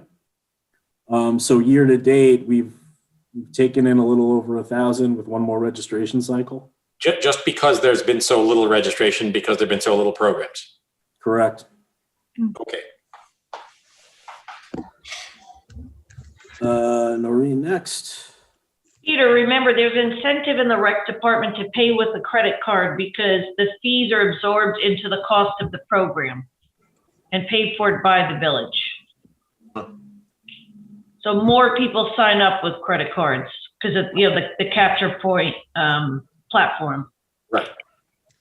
Also, in the past, the Panther Club is a big driver of that cost. And right. This year we moved credit card fees for Panther Club into Panther Club. Okay. Mm-hmm. All right, so parks full-time. So that is dictated by the CACA schedules. Seasonal part-timers, we intend to bring the same amount on as a normal year at 25,000. Parks overtime, that's the farmers market, general operations, field preparation on the weekends. Vacation buyback, again, anticipated from Mario. In terms of equipment, our 2002 deck mower is on its last legs. We're at the point of needing to replace that mower. Currently, traditional gas mower of that size is on state contract for about $30,000. So that is something that is of pretty large importance that we replace in one form or another. We did, and I'll hand this one to Noreen, we did look into a electric mower. Currently, they offer one, and I believe it was 62 inches or so for $13,800. The concern there, at least after speaking with Mario, who spoke with Bedford, who has one, and the company itself, is that it lacks four-wheel drive. So that gets you stuck in some ruts out in the field at certain times. And clearly it's not as big, so the manpower need goes up. It will take longer to mow with something of that nature.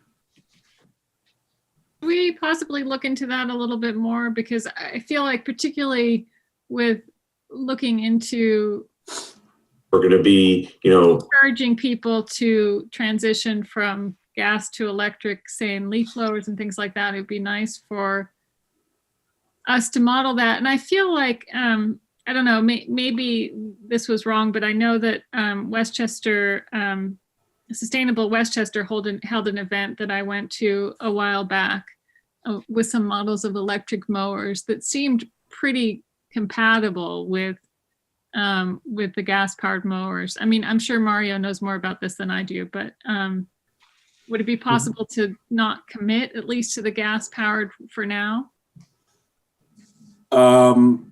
Sure. Just I'll move on it pretty quickly because again, because it's going to be for summer. I'm sorry. It's going to be for this spring and summer. Probably it's not going to buy it until after June 1, right? Right, but if put in the, you have to order it. Correct. Okay. Well, maybe I'll try and, how about this? I will do a little bit of research, and if I come up with anything that's useful, I'll pass it along.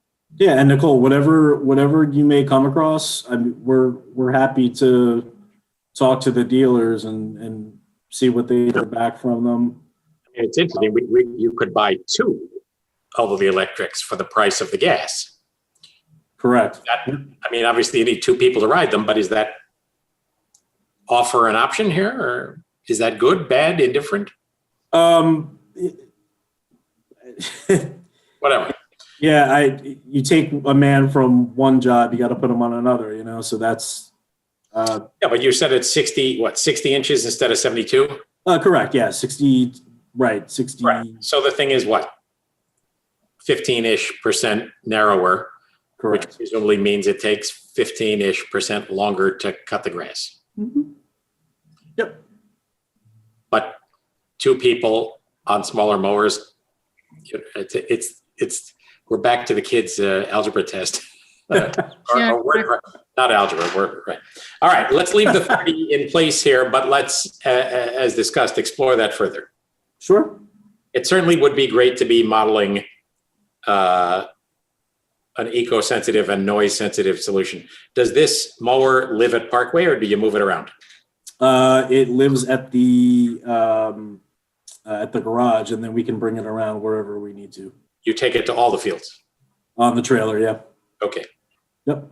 So I'm sorry, just to repeat that one statistic so I know what I'm looking for. So your current mower is 72 inches, and the electric mowers that you're looking at are 60 inches. Is that correct? Yeah, and Nicole, the model that,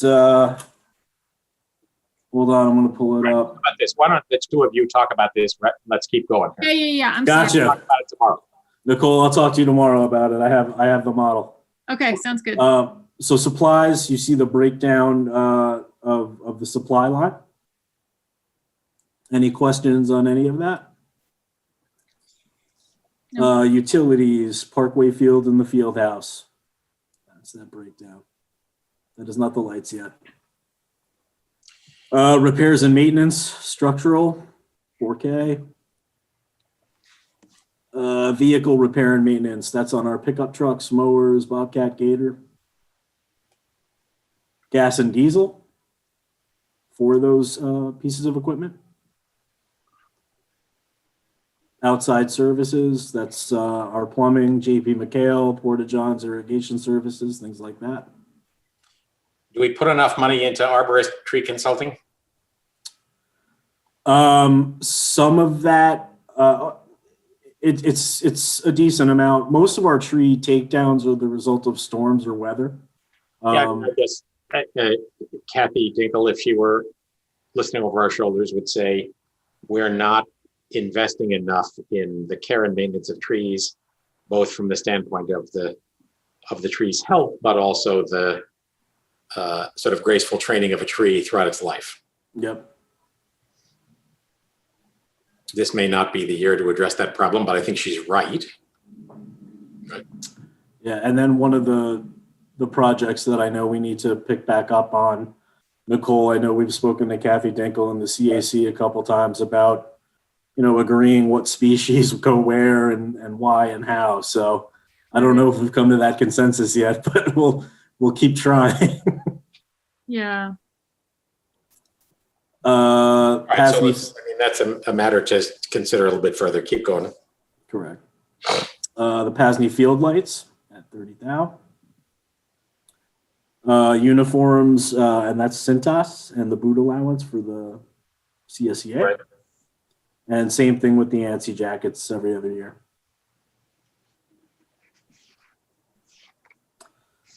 On to Rec Marble.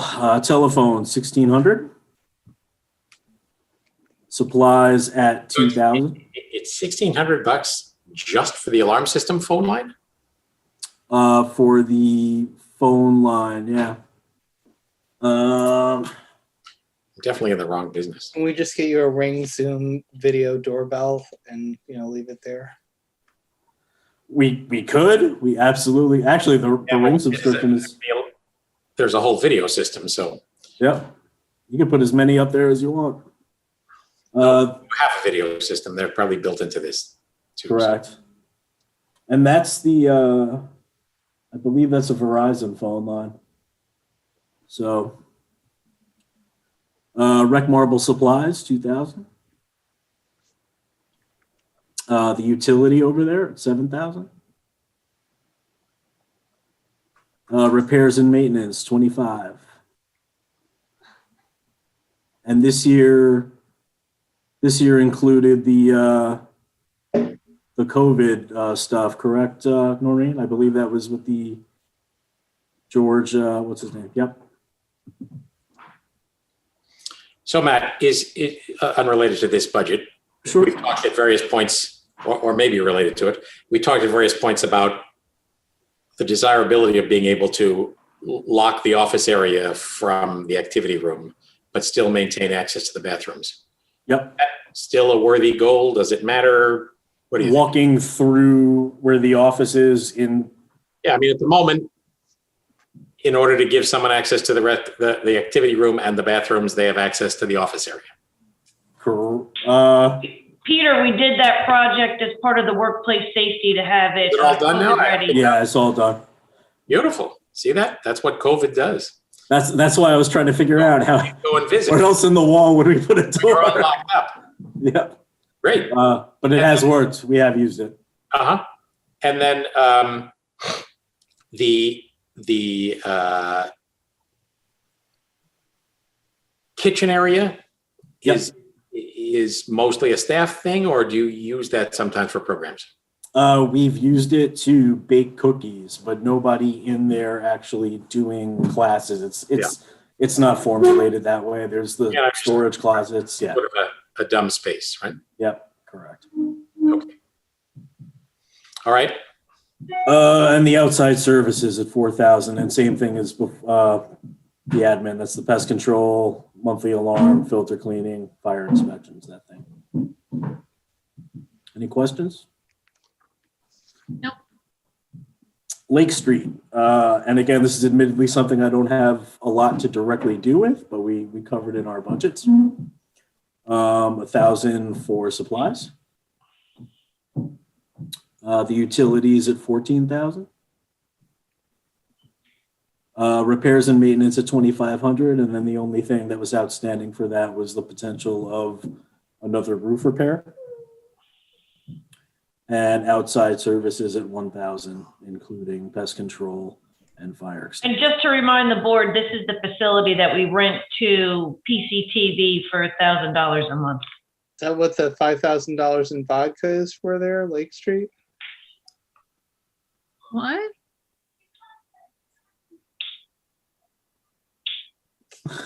Jane's not awake. That's all right. Go ahead. That was a joke. Next page. He's just the flag. The pool, 128,000 for seasonal employees, and that includes lifeguards, cashiers, and we have put additional funds in there also for trying to get people to clean and sanitize. Pool overtime at $500.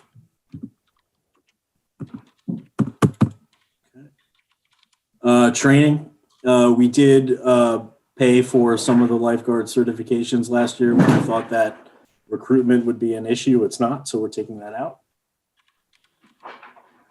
Pool supplies at 25,700. Utilities at 20,000. Gas, electric, internet.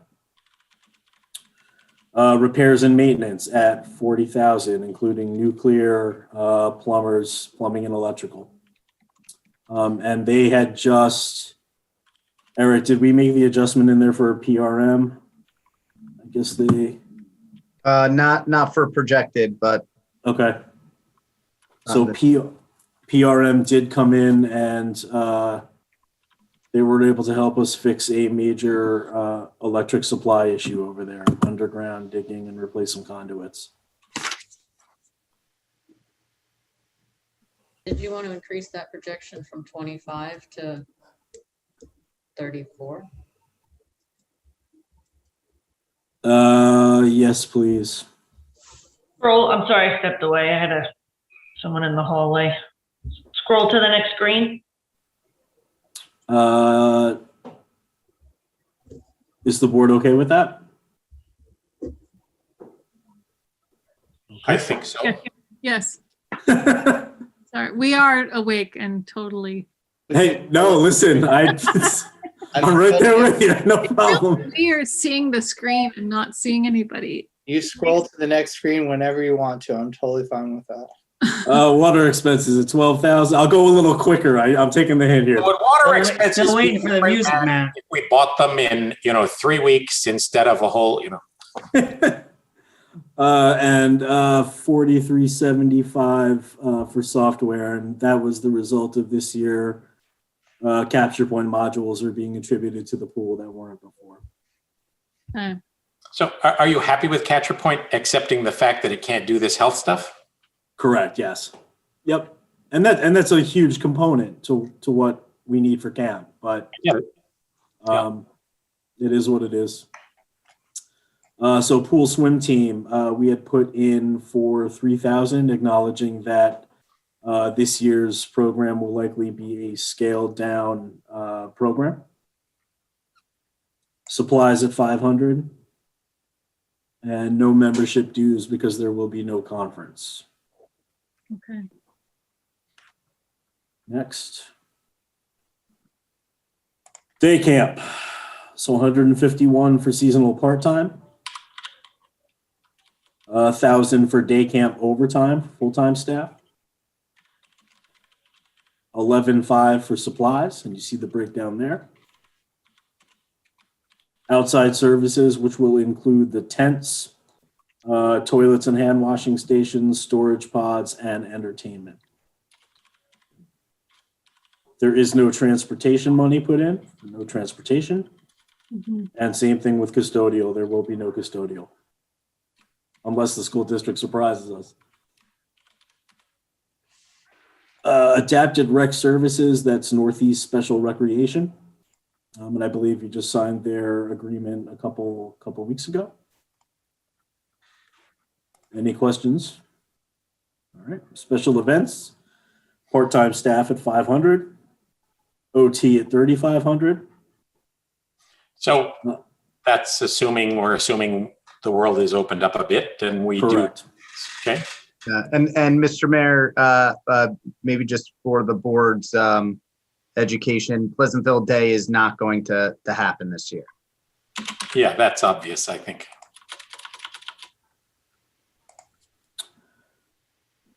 So supplies, candy, food, costumes, prizes at 4,000, and outside entertainment at 5,000. Preschool programs, part-timers at 2,200, outside services at 15, and program supplies at 300.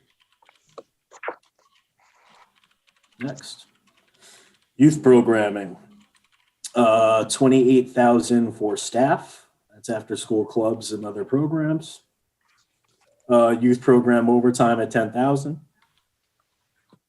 Supplies at 7,300.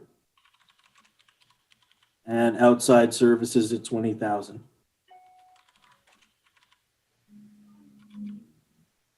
All right, Panther Club. Full-time staff, that's Chris Mance, and that's dictated by CSEA contract. Part-time staff at $330,000. Those are all our counselors and staff afterwards. Supplies at $5,000. Outside services at $6,000.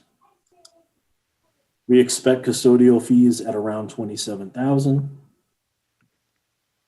$470 for the mobile phone.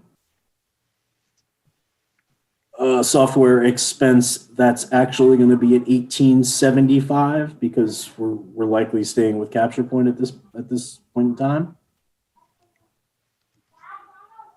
And credit card fees at $30,000.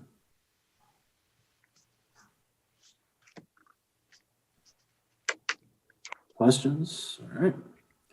Adult programs staff at $13,000. That's gone up. We are changing the way that we deal with adult softball this year. We were not paying the umpires directly in the past. Now we will be. We'll be bringing them onto payroll, and this will be covered by additional revenue. $700 for adult program overtime. Supplies at $2,800. Beautification committee at $25,000. That's we all know where that goes. Mm-hmm. Shade trees at $60,000. Questions? All right.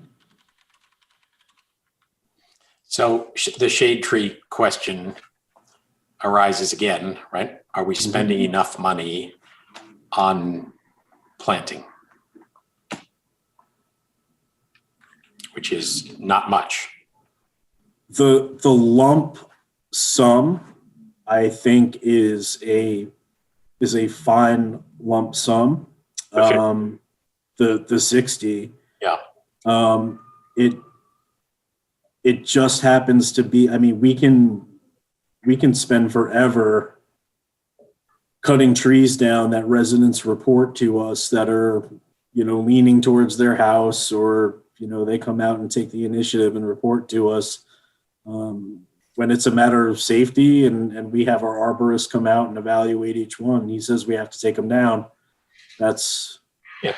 So, I mean, the point I'm really making is 20 years ago, something like 20 years ago, the village planted a bunch of new trees on Bedford Road in controversial locations between the curb and the sidewalk. And 20 years later, they're pretty big. And if you imagine what Bedford Road would look like if that had not been done, it would be a massively different scene. Mm-hmm. Well, and there are certain neighborhoods where the trees are reaching the end of their lifespan. I mean, in terms of money, I mean, this is a whole separate conversation, but, some people would argue that in terms of the health of the tree and the longevity of the tree, it's better to plant a younger one, which would mean a cheaper tree as well. Right. So, that may be plenty of money to do what we need to do, but the question is where, and right. as you said, what kind. I mean, I think let's leave that number the way it is. I do think it's a subject we need to dig into a little more. Maybe we could try to find the time to designate to that issue, Eric. Sure. And Nicole, if you have an idea about what neighborhoods those are, please let me know. I don't have that familiarity. And not every neighborhood, you end up with neighborhoods that don't want them. But for example, happened to drive down Clark Street the other day, and from Bedford to Manville, and the right-hand side is almost completely without trees. I don't know what those neighbors, how they feel about it, but. Right. Yeah, I mean, it's a big part of what makes Pleasantville, and. Right. Yeah. Anyway. Right, so we'll dig into that as the year progresses. I apologize if I look down for a second or two. I've got a tired 6-year-old hugging my leg, so. Oh. Come on, let's see the 6-year-old. No, she's tired. She don't want her on camera right now. So We have to hurry up. Get this kid. We got to get this kid to bed. Us too. Revenue at $480,000 for Panther Club. Custodial fees at 27. Who knows, right? Who knows exactly? Right. That's really a guesstimate of what the world may look like. Correct. Summer day camp, again, this is, we're imagining 197,650, and that includes the scholarships. Fees for adult programs up at 19,950, and again, that's for the fact that we're taking on adult softball. Maureen, I'm trying to get your screen back. I don't know what happened. I moved it and there we go.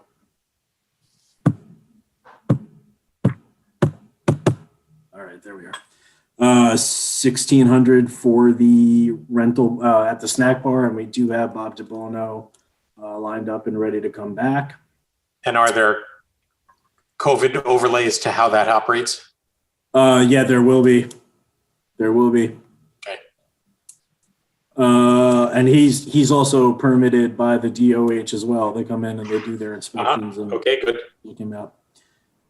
Youth programs, 75,000. Preschool at 5,000.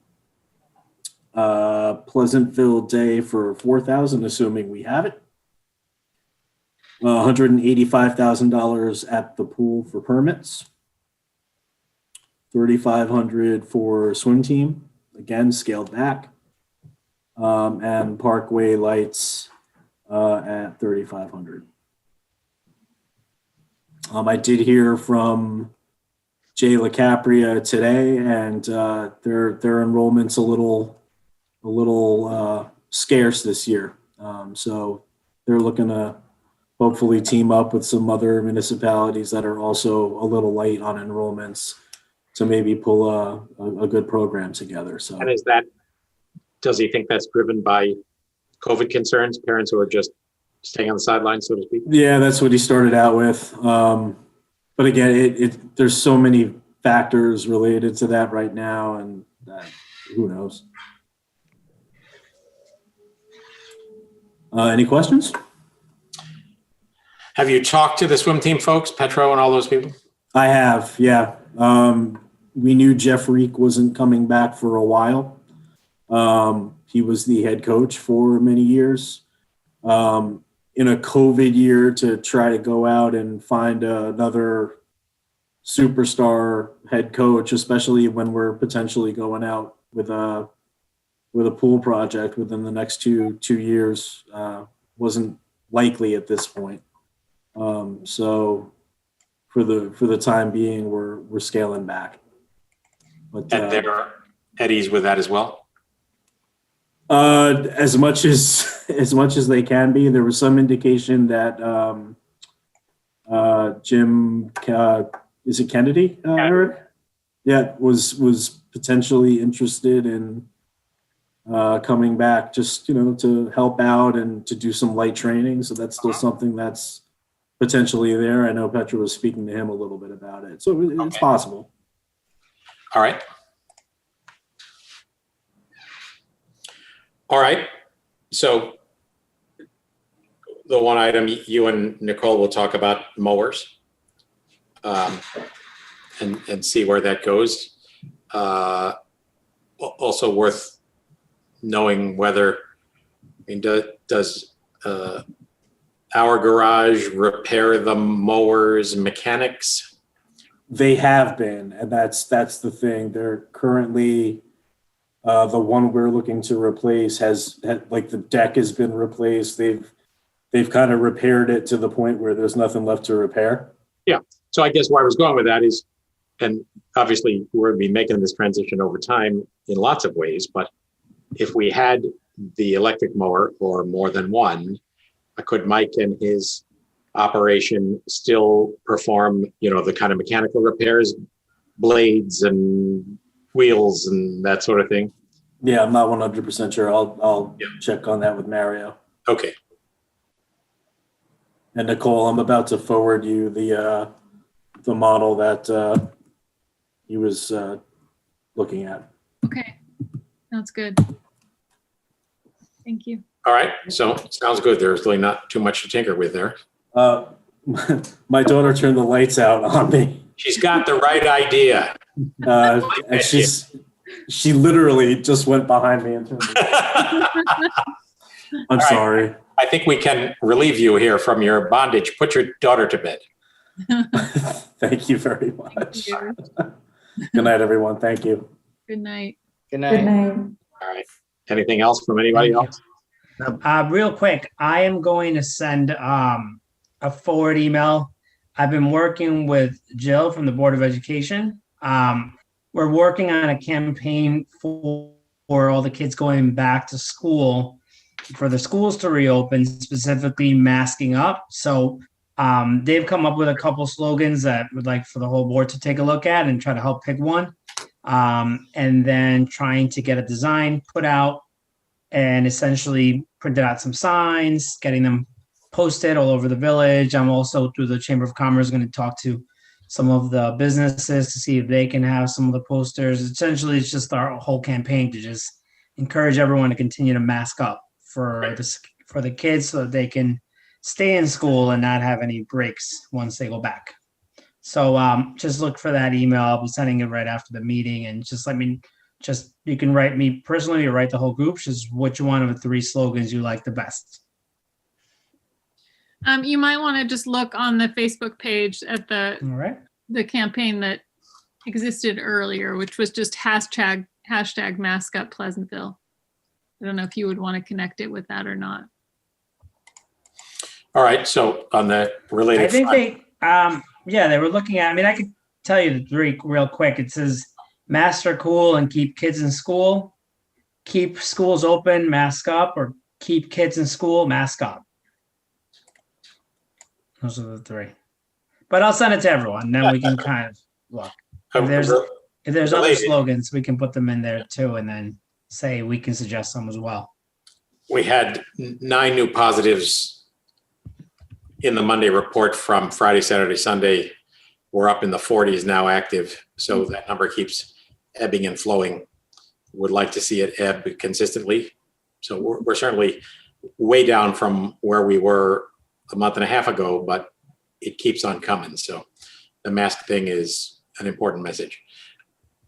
So Paul, that idea is to focus on masks specifically related to school, right? Correct. Not generally. Correct, but I think it fits generally too. If you think about it, it just reminds everyone that the whole reason for the masking is for the kids to go back to school. And then it also, I mean, everybody masking up to keep kids in school, even if you don't have kids. Exactly. I think that's the message overall. Don't breathe on me. We'll have that. Uncle Sam wants you to wear a mask. You know, the next part is we're gonna need some help from an awesome graphic designer. So I have to look into that. Something can be done. I think there are quite a few in the village. Yeah, we can make that happen, and I can get the time. It's probably pretty cheap. All right, shall we call it a day? Yes. Really? Let's get out of here. Radical notion. Yeah. Thank you. Right. I don't know. Should we revisit 3 versus 6 weeks? I was proud of us. We really hashed that one out. Yeah. But what if we did 2 weeks in, Good night, all. Thank you. Thank you, everybody. Thank you, everyone. Good night. Vote tomorrow. Good night. Got to vote tomorrow. Yes. Yes. You never know what could happen.